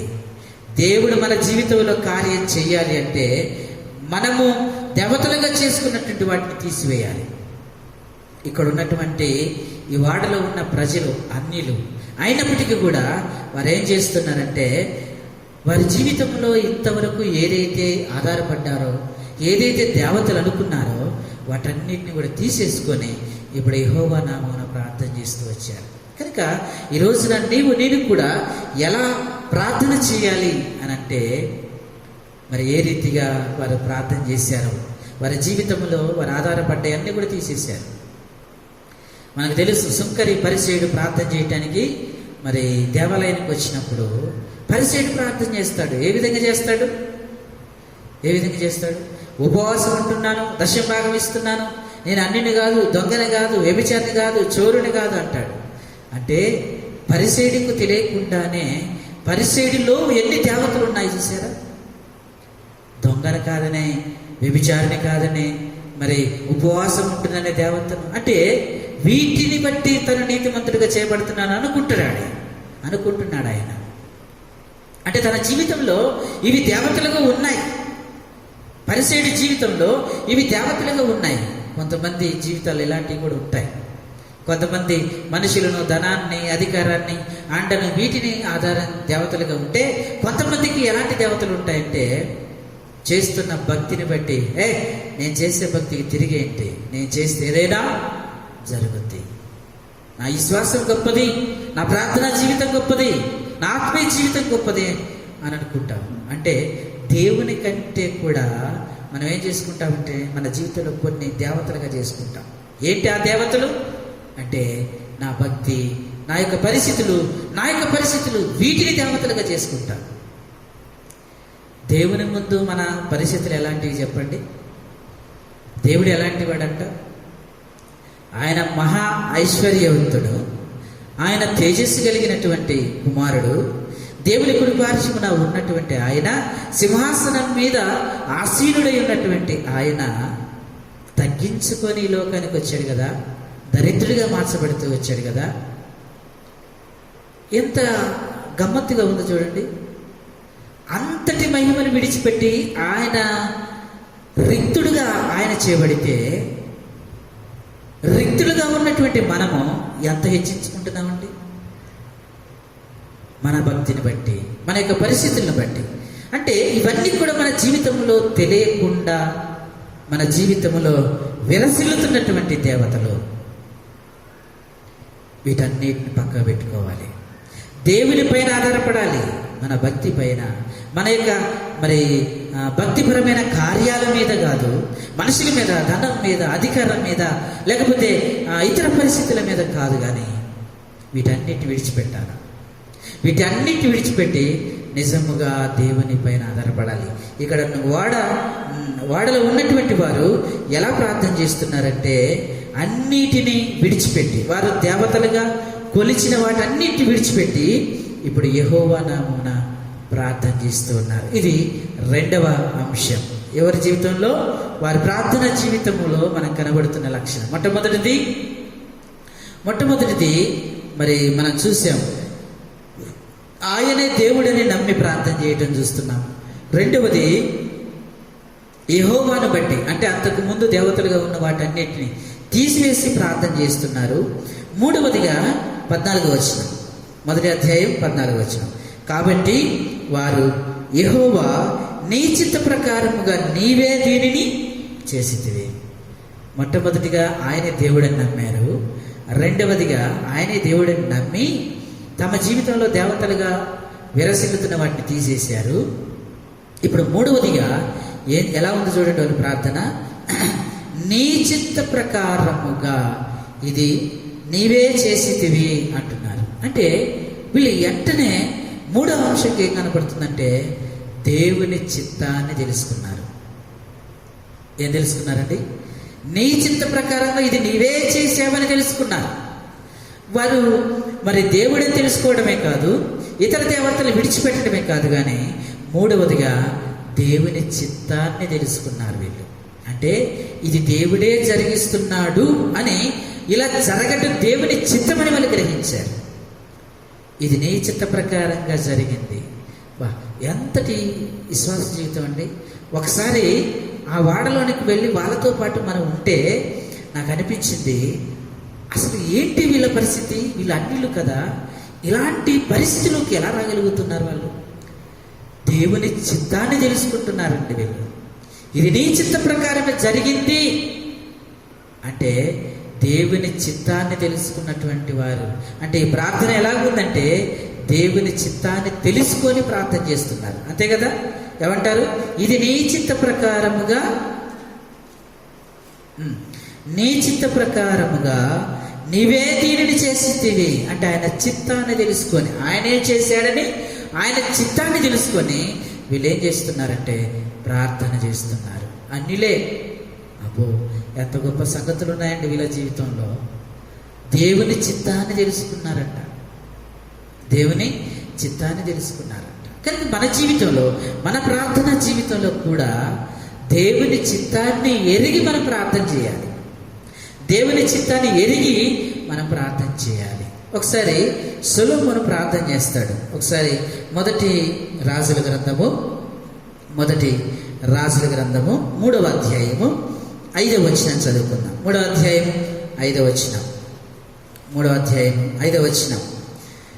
గిబియోనులో యెహోవా రాత్రి వేళ స్వప్నమందు సొలొమోనుకు ప్రత్యక్షమై, నేను నీకు దేనినిచ్చుటానికి ఇష్టమో దాన్ని అడుగుమని దేవుడు అతనితో సెలవీయగా. ఇక్కడ చూస్తే మనకు తెలిసిన భాగమే ఇది. దేవుడు సొలొమోనుని ఏమంటున్నాడంటే, సొలొమోను, నేను నీకు ఏమిస్తే నీకు ఇష్టమో అది అడగమని చెప్పాడు. జాగ్రత్తగా గమనించండి. నేను నీకు ఏది ఇస్తే ఇష్టమో అది అడుగు అని దేవుడు ఇచ్చాడు. అంటే ఇప్పుడు సొలొమోను గారికి దేవుడు ఏమి ఇచ్చాడంటే బ్లాంక్ చెక్ ఇచ్చాడు. ఏమిచ్చాడు? Blank cheque. అంటే దాని మీద సంతకం పెట్టాడు. ఇక అమౌంట్ మనమే రాసుకోవచ్చు దాని మీద. ఇప్పుడు బ్లాంక్ చెక్ అంటే ఎలా ఉంటుంది? వాళ్ళు సంతకం చేసి ఇస్తారు, నీకు ఎంత కావాలంతా దాని మీద రాసుకో అంటారు. అంటే బ్లాంక్ చెక్ మీద ఎంతైనా రాసుకోవచ్చు. ఇక్కడ దేవుడు కూడా సొలొమోనుకి ఏమి ఇచ్చాడంటే సంతకం చేసి బ్లాంక్ చెక్ ఇచ్చాడు. సొలొమోను, నేను నీకు ఎంత ఇస్తే నీకు ఇష్టమో అంత రాసుకో నువ్వు దాని మీద. అంటే దేవుడు అవకాశం ఇచ్చాడు. సొలొమోనుకి బ్లాంక్ చెక్ని ఇచ్చాడు. ఎంతైనా రాసుకునే స్వతంత్రము సొలొమోనుకి ఇచ్చాడు. సొలొమోనుకి ఇచ్చాడు. ఇదే పరిస్థితుల్లో గనక మనం ఉంటే, ఈ పరిస్థితుల్లో గనక ఇలాంటి బ్లాంక్ చెక్ సంతకం చేసి మనకి ఇస్తే మనం ఎంత రాస్తాం తెలుసా? వాడి బ్యాంక్ అకౌంట్లో లేని అమౌంట్ కూడా రాస్తాం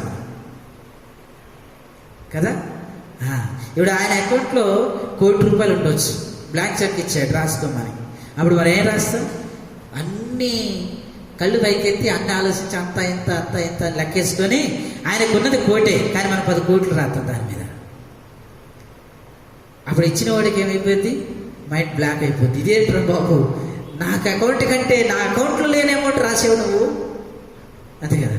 బ్లాంక్ చెక్ ఇచ్చినప్పుడు దానికి ఒక పద్ధతి ఉంటుంది. బ్లాంక్ చెక్ ఇచ్చినప్పుడు ఆయన అకౌంట్లో ఎంత ఉందో ఆ అకౌంట్లోనే రాయాలి, అంతే కదా. నేను బ్లాంక్ చెక్ ఇచ్చాను అనుకోండి, నా అకౌంట్లో ఎంత ఉందో అంతలోనే రాయాలి నేను. నా అకౌంట్లో లేని అమౌంట్ నువ్వు రాస్తే ఆ బ్లాంక్ చెక్ బౌన్స్ అయ్యి కేసు అయింది, బౌన్స్ అయ్యి కేసు అవుతుంది. మనమైతే ఏం చేస్తామంటే బ్లాంక్ చెక్ చేయగానే వెనక ముందు ఆలోచించాం, ఇక పట్ట రాసేస్తూనే ఉంటాం. ఒకటేసి దాని పక్కనే మనకి ఎన్ని సున్నాలు గుర్తుకొస్తే అన్ని సున్నాలు రాసేస్తాం. అప్పుడు ఇచ్చిన వాడు ఏమనుకుంటాడు? మరి బాబు, నాకు ఒక అకౌంట్ ఉంది, ఆ అకౌంట్లో కొంత అమౌంట్ ఉంది, ఆ అమౌంట్లో రాస్తామనుకున్నా కానీ నువ్వు నా అకౌంట్లో లేని అమౌంట్ రాసావు కాబట్టి నీకు నా అకౌంట్లో ఉన్నది రాదు, నువ్వు రాసిన అమౌంట్ రాదు, పైగా నీకు ఇచ్చిన చెక్ కూడా చెల్లదు. అంటే ఈ పరిస్థితి ఎలా ఉందో చూడండి ఒకసారి. సొలొమోనుకి దేవుడు బ్లాంక్ చెక్ ఇచ్చాడు. నేను నీకు ఎంత ఇస్తే నీకు ఇష్టం అంత రాసుకోమని చెప్పాడు బ్లాంక్ చెక్ ఇచ్చి. కానీ సొలొమోను ఎలా రాశాడు? కొంతమంది ఏదన్నా దేనికన్నా కోసం ఒక అధికారి దగ్గరికి వెళ్తే మంచివారి సంగతి చెప్తున్నాను. అంటే ఇప్పటిదాకా అత్యాశతో చేసేటటువంటి పరిస్థితులు చెక్కు మీద అకౌంట్లో లేని అమౌంట్ రాసే పరిస్థితి చూశాం. కొంతమంది ఎలా ఉంటారంటే సంతకం చేసి బ్లాంక్ చెక్ ఇస్తారు. ఇస్తే ఆ తీసుకున్న వ్యక్తికి చెప్తారు, అయ్యా రాసుకో, నీకు ఎంత కావాలో అంత రాసుకో అని అంటారు. ఆ తీసుకున్న వ్యక్తి, ఇక్కడ ఇద్దరి యొక్క మైండ్ సెట్ మనం ఒకసారి ఆలోచిద్దాం. ఇచ్చిన వ్యక్తి మైండ్ సెట్, అలాగనే తీసుకున్న వ్యక్తి యొక్క మైండ్ సెట్. ఇచ్చిన వ్యక్తి యొక్క మైండ్ సెట్ ఎలా ఉంటుందంటే, ఈ వ్యక్తి ఈ పరిస్థితిలో నుంచి వచ్చాడు కాబట్టి హాస్పిటల్లో ఇది ఇబ్బందిగా ఉంది, ఆపరేషన్కి కొంత ఖర్చు అవుతుంది. ఖర్చు అయితే ఎంత ఖర్చు అవుతుంది? ఒక 20 లక్షలు 30 లక్షలు అవుతుంది. ఆ ఓనర్కి, చెక్ ఇచ్చే ఓనర్కి ఒక 4-5 కోట్లు ఉండొచ్చు. అయితే ఈ వ్యక్తి, ఇచ్చే వ్యక్తి ఇతని సమస్యను బట్టి ఇంత అమౌంట్ అవసరమై ఉంటుంది అని తలంచే ఇస్తాడు. రాసుకొని ఎంతంటే అంత రాసుకో అంటే అందులో ఇష్టం వచ్చినట్టుగా కాదు ఆయన ఏడు, ఒక ఉద్దేశం కలిగే ఆ బ్లాంక్ చెక్ ఇస్తాడు. అంటే ఇంతలో రాస్తాడు అనేది. ఆ తీసుకున్న వ్యక్తి కూడా ఇప్పుడు రాసుకోమన్నాడు కదా అని చెప్పేసి, మంచి వాళ్ళైతే ఏం ఆలోచిస్తారంటే, ఇప్పుడు చెక్ ఇచ్చాడు, ఒకవేళ నాకు 10 లక్షలు అవసరం ఉన్నాయి, ఒకవేళ నేను 10 లక్షలు రాస్తే మరి అతని దృష్టిలో నేను ఏమన్నా ఇదిగా కనపడతానా ఏంటి? మరి అవకాశం వచ్చింది కానీ నేను చెప్పి, ఆయన ఇస్తే ఎంత ఇచ్చినా నాకు తెలియదు, కానీ మరి రాసుకునే అవకాశం నాకు ఇచ్చాడు కాబట్టి మరి నేను ఎంత రాయాలి? ఒకవేళ అతను ఎంతలో ఉండొచ్చు. ఇది ఆలోచన.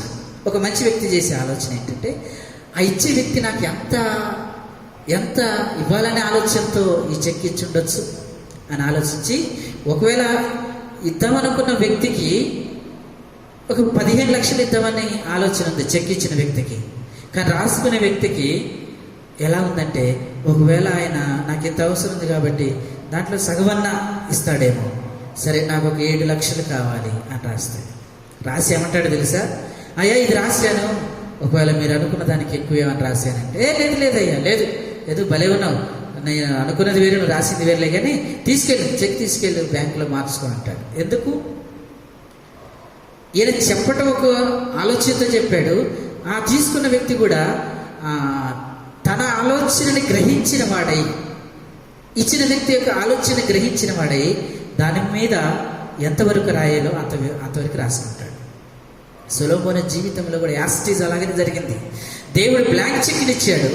ఇప్పుడు సొలొమోను ఇది నాది కాదు, ఇప్పుడు బ్లాంక్ చెక్ ఇచ్చాడంటే ఇప్పుడు ఆయన అకౌంట్లో ఉన్న అమౌంటే నేను రాయాలి, నాకు కావాల్సిన అమౌంట్ కాదు, ఆయన అకౌంట్లో ఉన్న అమౌంట్ నేను రాయాలి అనుకున్నాడు. అలాగనే ప్రార్థన చేశాడు. దేవుడు అన్నాడు, ఇది నాకు అంగీకారమే అయ్యా, నువ్వు రాసింది ఆ చెక్క మీద నువ్వు రాసావే అది నాకు అంగీకారమే. ఇక నేను 20 లక్షలు ఇద్దాం అనుకున్నాను, నువ్వు రాసింది 5 లక్షలే, కాబట్టి ఆ 15 లక్షలు కూడా నీకే రాసుకో అని చెప్పాడు. అదే సంగతి జరిగింది. నీవు బంగారమును వెండినైన అధికారమునైన కోరుకొనక నా ప్రజల విషయమే నువ్వు కోరావు కాబట్టి నీకు వాటితో పాటు ఏమిస్తున్నానంటే నేను అనుకున్నవి కూడా నీకు ఇస్తున్నా. అంటే దేవుడు ఏమనుకున్నాడంటే బంగారం వెండి ఇవన్నీ కోరుకుంటాడు అనుకున్నాడు, అవి కోరుకోలేదు. అయితే అవి కూడా దేవుడు అనుగ్రహిస్తూ వచ్చాడు. కనుక మన జీవితంలో దేవుని చిత్తాన్ని ఎరిగి మనం ప్రార్థన చేయాలి. మన చిత్తం ప్రకారం మనం ప్రార్థన చేయటం కాదు.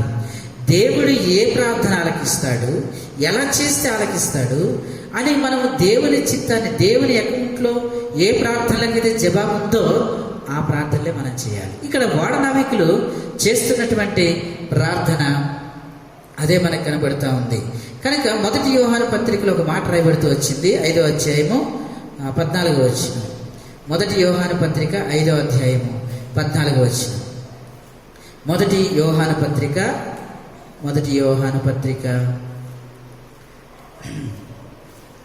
5వ అధ్యాయం 1 యోహాను పత్రిక 5వ అధ్యాయము మరి 14వ వచనం చదువుదాం.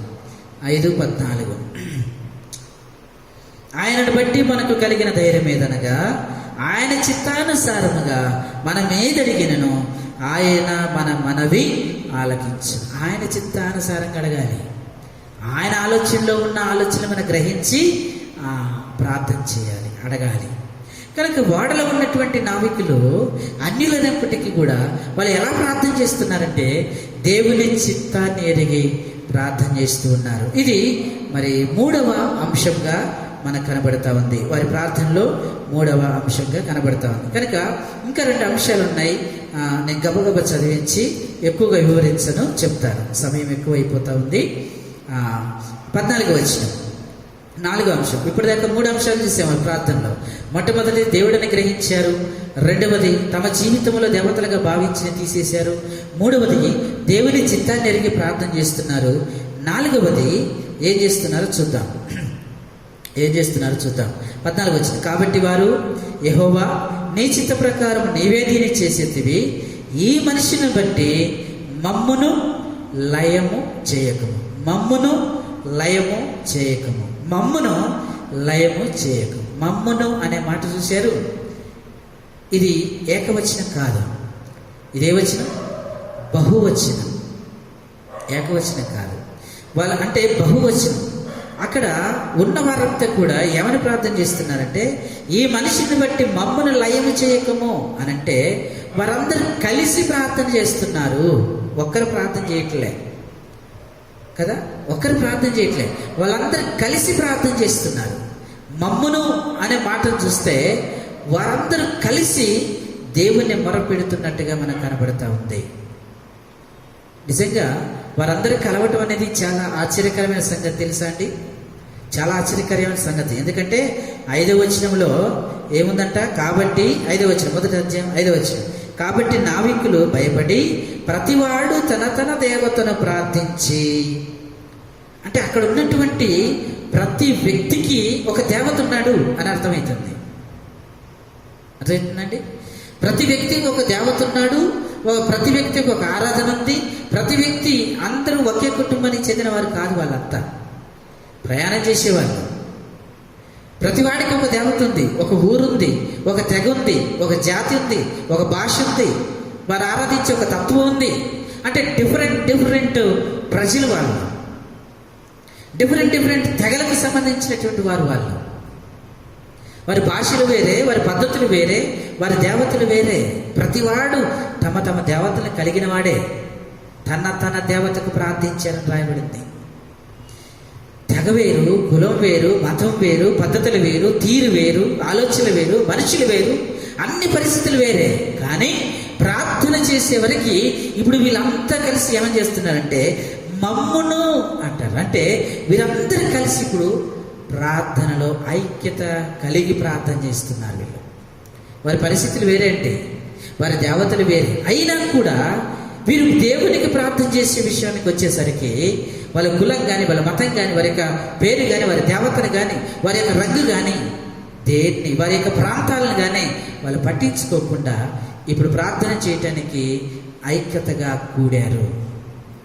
ఐక్యతగా కూడి ప్రార్థన చేస్తున్నారు. నిజంగా ఎంత గొప్ప సంగతి అండి! ప్రార్థన చేయటానికి ఒక వ్యక్తి మరి ప్రార్థన చేద్దారా, యెహోవా దేవుడు అంట, సృష్టికర్త అంట, మనం కలిసి అందరం కలిసి ప్రార్థన చేద్దామంటే మనలాంటి వాళ్ళు అక్కడ ఉంటే ఏమంటాం? ఏంటి, నా చిన్ననాటి నుంచి నా దేవుని తప్ప నేను ఎవరికి చేతి మొక్కలే, నేను సావనన్నా చేస్తే కానీ నేను ఇంకొక దేవుని పూజించడం ఏంటి?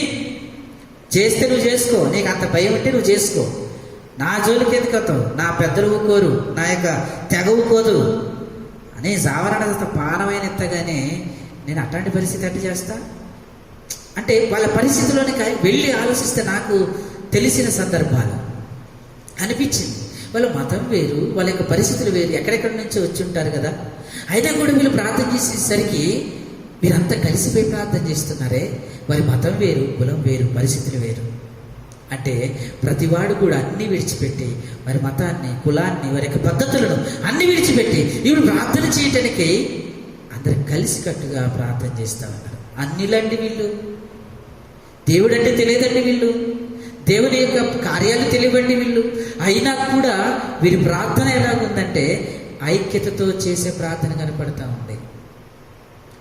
ఈ రోజున ఈ అన్యులు చేసిన ప్రార్థన ద్వారా దేవుడు మనకు నేర్పించాల్సింది నేర్పించాలనుకుంటుంది ఏంటంటే ఈ అన్యులే అన్ని విడిచిపెట్టి ఐక్యతగా ప్రార్థన చేశారే.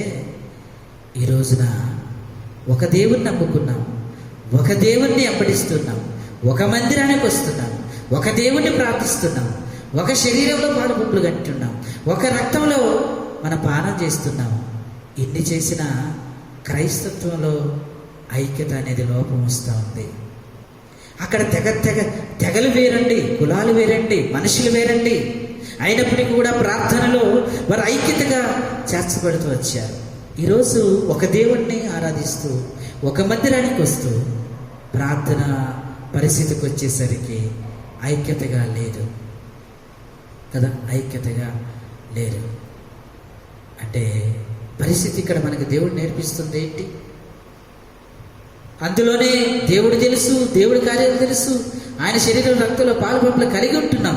కానీ ప్రార్థనకు వచ్చేసరికి ఎవరి ప్రార్థన వారిదే, ఎవరి ఆలోచనలు వారియే, ఎవరి పద్ధతులు వారియే, ఎవరి చేసే స్థాయిలో వారు చేస్తారు, ఎవరి సొంత ప్రార్థన వాళ్ళు చేస్తారు.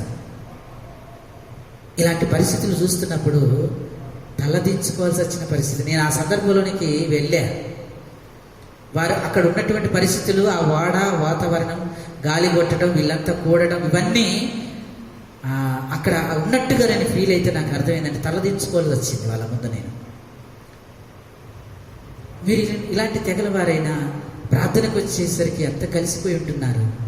కానీ మేము ఒక దేవుణ్ణి ఎరిగాం, ఒక మందిరంలోనే ఉన్నాం, ఒక సంఘంలోనే ఉంటున్నాం, ఒక పరిస్థితిలోనే ఉంటున్నాం. అయినా కూడా ఐక్యత ఎందుకు లోపం ఉంది అనిపించింది. ఎందుకు? ప్రార్థన విషయంలో మనము ఐక్యతగా లేవా? అన్నిలుకున్న ఐక్యత మనకి లేదా? ప్రార్థన చేయటానికి ద్వంద్వ తలంపులు, ద్వంద్వ ఆలోచనలు. కూడి రండి అన్నాడు. కూడి రండి అంటే మనుషులు కూడి రావటం కాదు, ఆత్మలు కూడి రావాలి. ఆత్మ కలిగించు ఐక్యత. ఎఫెసీయులకు రాసిన పత్రిక 4వ అధ్యాయం 1వ వచనంలో రాయబడుతూ వచ్చింది.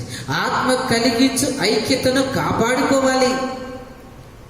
మనుషులుగా కూడుతున్నాం కానీ మనసులు కూడటం లేదు.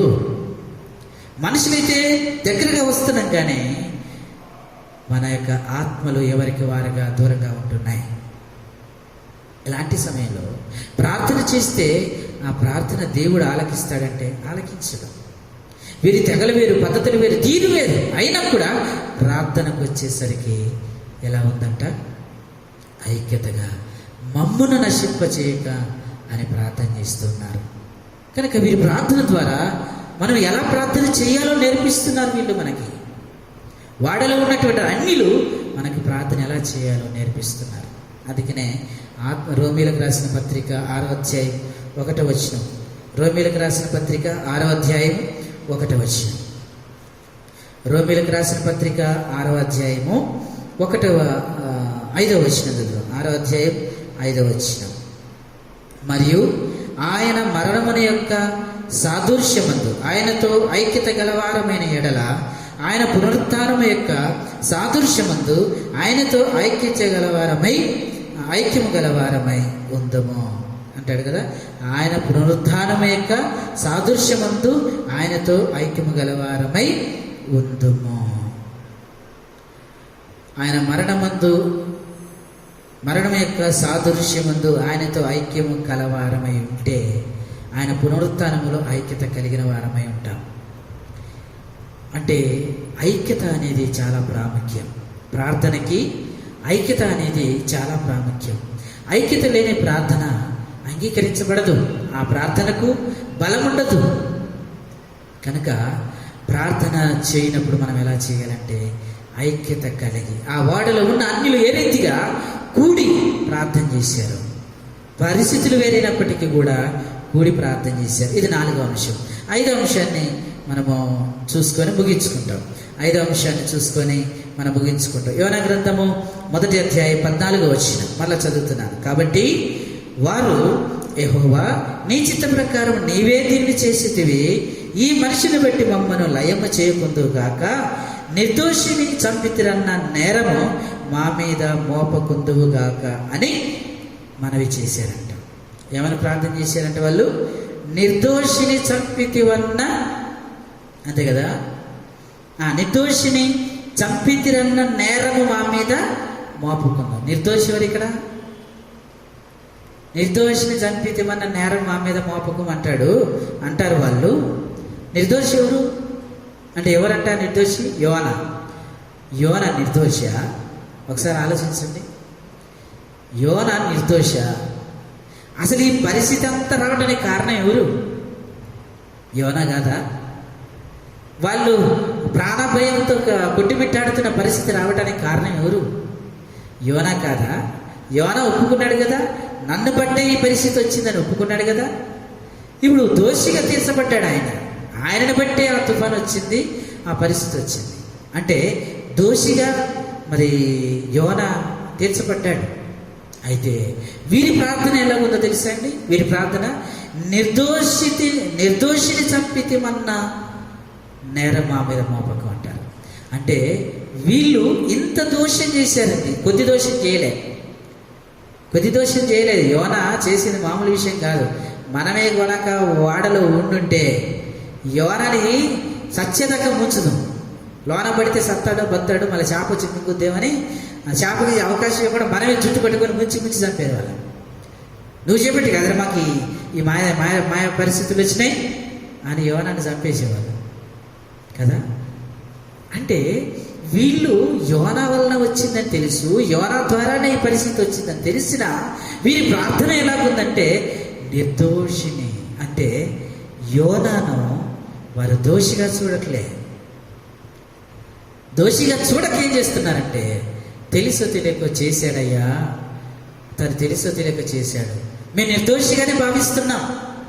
ఒకవేళ అతను మాకు ఇబ్బంది కలిగించి ఉండొచ్చు, తన పరిస్థితిని బట్టి మేము ప్రాణప్రయంతో ఉండొచ్చు. కానీ అయితే ఆ వ్యక్తిని ఏమంటున్నారంటే నిర్దోషి అంటున్నారు. అంటే వీరి ప్రార్థన మరి క్షమాపణ కలిగినటువంటి ప్రార్థనగా కనబడుతుంది. దోషిని నిర్దోషిగా ఎంచే ప్రార్థన కనబడుతుంది. ఎంత గొప్ప సంగతి అండి! అంత దోషం చేసినటువంటి యోనాను వీళ్ళు నిర్దోషి అని ప్రార్థన చేస్తున్నారు. అంటే నిర్దోషి అని ఎవరికి చెప్తున్నారు? దేవునికి చెప్తున్నారు. అరే దోషి కదా, అయినా కూడా మేము క్షమించాం కదా, ఆ దోషాన్ని మేము క్షమించాం కాబట్టి ఇప్పుడు ఆయన నిర్దోషి. ఒకవేళ మేము క్షమించకపోతే అతను దోషిగా తీర్చబడేవాడు. కానీ మేము క్షమించాం, అతని వల్ల మాకు ఇబ్బంది వచ్చింది, అయితేనే మేము దాన్ని క్షమించాం కాబట్టి ఇప్పుడు నిర్దోషి. అందుకనే చెప్తాను, నిర్దోషిని చంపితమన్న పరిస్థితి మాకు రానేమో. అంటే దోషిని క్షమించగలిగిన మనసు కలిగిన వారు వీళ్ళు ప్రార్థన చేస్తున్నారు. అందుకనే ఆయన ప్రార్థన, పరలోకపు ప్రార్థన నేర్పిస్తున్నప్పుడు ఒక మాట అన్నాడు. ఏమన్నాడు? మా రుణస్థులను మేము క్షమించున్న ప్రకారము మా రుణములను కూడా నీవు, అంటే ముందుగా రుణస్థులను క్షమించి, ఇక్కడ కూడా వారు ఎంత గొప్ప సంగతి కనపడుతుందో, చాలా గొప్ప సంగతి. నిర్దోషిని చంపితమన్న అంటే క్షమాపణ కలిగిన ప్రార్థన వీరు చేస్తున్నారు. మన జీవితంలో మన లూకాసు వార్త 18వ అధ్యాయంలో 10వ వచనంలో మరి ఇద్దరు కలిసి ప్రార్థన చేయడానికి వెళ్ళినప్పుడు సుక్కరి పరిసేడి ప్రార్థనలో, సుక్కరి వల్ల పరిసేడికి ఏ నష్టం లేదండి. సుక్కరి వల్ల పరిసేడికి వచ్చిన నష్టం ఏం లేదు. సుక్కరి వల్ల అతడు బాధపడేది కూడా లేదు. అయినా కూడా ఏమైనా ప్రార్థన చేశాడు తెలుసా? ఆయన ఇదిగో నేను మనుషుల వల్లనేను, ఇదిగో ఈ సుక్కరి వల్లనైనను నేను ఉండలేదు అంటాడు. ఇంతకు సుక్కరి ఏం చేసిండు పాపం? సుక్కరి ఏమీ చేయలే. అయినా కూడా ఈ పరిసేడు ఏం చేస్తున్నాడు? సుక్కరిని దోషిగా దేవుడిని చూపిస్తున్నాడు. నష్టం కలిగించలేదు సుక్కరి, పరిసేడికి సుక్కరి నష్టం కలిగించలేదు, లేకపోతే కుటుంబంలో ఎటువంటి పరిస్థితులు చేయలే ఆయన. అయినప్పటికీ కూడా ఈ వ్యక్తిని, సుక్కరిని దేవునికి దోషిగా చూపిస్తూ ఉన్నాడు. కానీ ఈ అన్యులు ఎలా చూపిస్తున్నారంటే, దోషిని కూడా దేవునికి ఎలా చూపిస్తున్నాడంటే నిర్దోషిగా చూపిస్తూ ఉన్నారు. నిర్దోషిని చంపితమన్న నేరం మా మీద మోపకం అంటాడు. అంటే మరి ప్రార్థన క్షమాపణ కలిగినటువంటి ప్రార్థన. ఏదైనా పరిస్థితి ఎవరి ద్వారన్నా మనకి ఆటంకం వచ్చి, ఇబ్బంది వచ్చి, ఇరుకొస్తే మనం ఏం చేస్తాం? ఏం చేస్తామంటే ఎవరి ద్వారా మనకి ఇబ్బంది వస్తే, ఆకాశం నుంచి నీ అగ్ని దిగునుగాక, నీ ఆత్మ వచ్చునుగాక, వారిని దహించునుగాక కదా. వాడి వలనే నాకు ఇట్లయింది, వాడి వలన నాకు ఇట్లా జరిగింది. ఇక్కడ వీరి ప్రార్థన ఎలాగుందంటే, ఆయన దోషి అండి, ఆయన వల్ల జరిగిందని మేము అనుకోవట్లే, మీ చిత్తంలో ఉంది కాబట్టి అది జరిగిందని అనుకుంటున్నామని అర్థమవుతుందండి. ఆయన చేసాడని రావటం కాదు, రావాలని మీ చిత్తంలో ఉంది కాబట్టి వచ్చింది అని ప్రార్థన. అది నీ చిత్త ప్రకారం జరిగింది అన్నారు కదా. అంటే ఈయన దోషిగా ఎంచట్లేదు, నిర్దోషిగా ఎంచారు, అది నీ చిత్త ప్రకారం రావాలి కాబట్టి వచ్చింది అని ప్రార్థన చేస్తాం. ఈ రోజున మనము కూడా క్షమాపణ మనసు కలిగిన వారమై ప్రార్థన చేయాలి. ఏ పరిస్థితులు ఉన్నా ఆటంకపరిచిన వాళ్ళు ఉంటారు, ఇబ్బంది పెట్టిన వాళ్ళు ఉంటారు. ఈ క్షమాపణ గుణం లేకపోతే, క్షమించే గుణం లేకపోతే మన ప్రార్థనకు అనర్హులం. మనం అనుకుంటూ ఉంటాం, నేను పట్టానంటే అంతేగా, నేను అనుకున్నానంటే అది దేవుడు ఇచ్చిన మారడు, నా ప్రాణం పోయినా సరే నేను క్షమించను అంట. అలాంటప్పుడు ప్రార్థన చేసే అవకాశం ఎలా ఉంటుంది? అలాంటప్పుడు ప్రార్థన చేసే హక్కు మనకి ఎక్కడ ఉంటుంది? క్షమాపణ కలిగిన దేవునికి బిడ్డలం, ఆయన క్షమించేవాడనే ఆయన నామధేయం ఉన్నప్పుడు అలాంటి పిల్లలకు మన పిల్లలమై, అటువంటి దేవునికి మన పిల్లలమై ఉంటే, మన జీవితంలో క్షమాపణ లేకపోతే మన ప్రార్థనా జీవితం ఉంటుందా? ఆత్మీయ జీవితం ఉంటుందా? ఉండదు. ఇక్కడ అన్యులైన వీరి ప్రార్థన ఎలాగుందంటే, దోషిగా ఎంచి మరి ప్రార్థన చేయటం. వచ్చిన స్థితి ఏదో ఆయన చిత్తానుసారంగా వచ్చిందనుకున్నారే కానీ యోనా చేశాడని మాత్రం అనుకోవట్లే వాళ్ళు. మన జీవితంలో కూడా ఏదైనా ఇబ్బంది కలిగితే, ఒకవేళ ఇలా జరగడం దేవుని చిత్తమేమో అనుకొని ప్రార్థన చేయాలి. అంతేగాని వాడి వల్ల జరిగింది, వాడిని క్షమించను అనటానికి లేదు. క్షమాపణ కలిగి ప్రార్థన చేయాలి. కనుక 5 అంశాలు వీరి యొక్క ప్రార్థన జీవితంలో మనం చూస్తున్నాం. మొట్టమొదటిగా దేవుడని నమ్మారు. రెండవదిగా మరి వారి జీవితంలో మరి దేవతలుగా నమ్మినటువంటి వాటిని దూరపరిచాడు. అలాగే మూడవదిగా మరి ఆయన చిత్త ప్రకారం మరి ఆయన చిత్తాన్ని తెలుసుకున్న వారిగా ఉన్నారు. నాలుగవది ఐక్యతగా ప్రార్థించారు. నాలుగవది ఐక్యతగా ప్రార్థించారు. 5వది క్షమాపణ గుణం కలిగి ప్రార్థన చేశారు. ఇటువంటి ప్రార్థన చేశారు కనుక దేవుడు వారి ప్రార్థన ఆలకించాడు, వారి నెమ్మదిని అనుగ్రహించాడు. మన జీవితంలో కూడా మన ప్రార్థన ఆలకించాలంటే మరి ఇటువంటి ప్రార్థన మనం చేసేవారంగా ఉండాలి. దేవుడి మాటలు దీవించిందిగా. రండి ప్రార్థన చేసుకుంటాం. ప్రేమ కలిగిన తండ్రి, ఇంతవరకు మీ వాక్యం ద్వారా మాట్లాడుతూ వచ్చారు. మా ప్రార్థనా జీవితం ఎలాగుండాలో మరి తండ్రి, అన్యులైనటువంటి వారు చేసిన ప్రార్థన మా ఎద్దకు తీసుకొచ్చారు. ఎన్నో గొప్ప సంగతులు వారి ప్రార్థనా జీవితంలో చూస్తాము. తమ దేవుళ్ళు కలిగి ఉన్నప్పటికీ నీవే సృష్టికర్తవని నమ్మి ప్రార్థన చేశారు. మా జీవితంలో కూడా నమ్మకం కలిగి ప్రార్థన చేయాలి. అంతేకాదు కానీ వారి దేవతలుగా భావించుకున్న వాటన్నిటిని తీసివేశారు. ఈ రోజున మీరు కాక మా జీవితంలో వేటిని మేము నమ్ముతున్నాము, వేటిపైన ఆధారపడుతున్నాము, వాటన్నిటిని తీసివేసి మీపైన ఆధారపడగలిగే ప్రార్థనా జీవితాన్ని మనకు అనుగ్రహిస్తారండి. ఐక్యత మరి ఎక్కడ, ఏ కులమో, ఏ తెగో, ఏ ప్రజలో, ఏ ప్రాంతపు వారో తెలియదు కానీ ప్రార్థనకు వచ్చేసరికి వారు ఐక్యతగా ప్రార్థన చేసిన వారుగా, అంతేకాదు కానీ మరి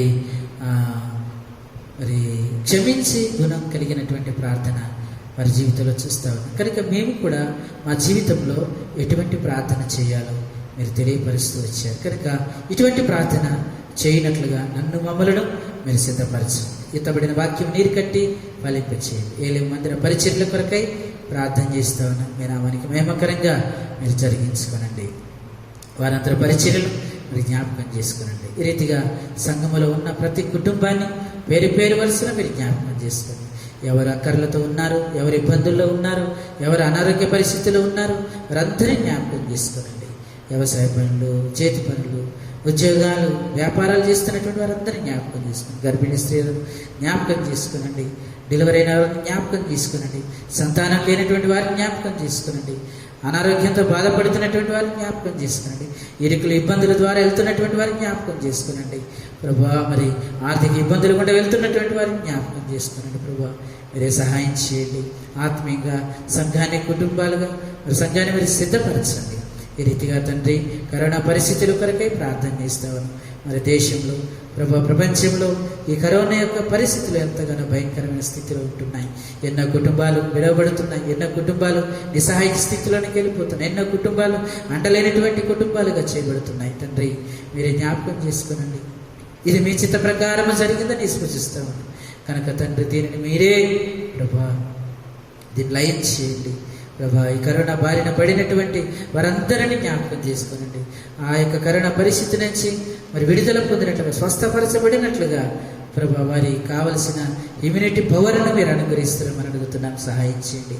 అలాగే తండ్రి, డాక్టర్స్ వ్యాక్సిన్ కొరకై ప్రయత్నం చేస్తూ ఉన్నారు. ఆ వ్యాక్సిన్ కూడా మరి మంచి వ్యాక్సిన్ రావునట్లుగా మీరే సహాయం చేయండి, కృప చూపించండి. ఈ రీతిగా తండ్రి, ఏ రీతిగా ఆ సముద్రం మీద వచ్చిన గాలి తుఫాలను నెమలింపజేస్తూ వచ్చారు, అలాగే ఈ ప్రపంచం మీద వచ్చిన ఈ యొక్క గాలి తుఫానుల నుంచి తండ్రి మీరే విడుదల చేయండి, మీరే కాపాడుతారండి. మరి తండ్రి, మీరు లోకరక్షకుడు, మీరే లోకాన్ని రక్షించగలిగిన వాడు.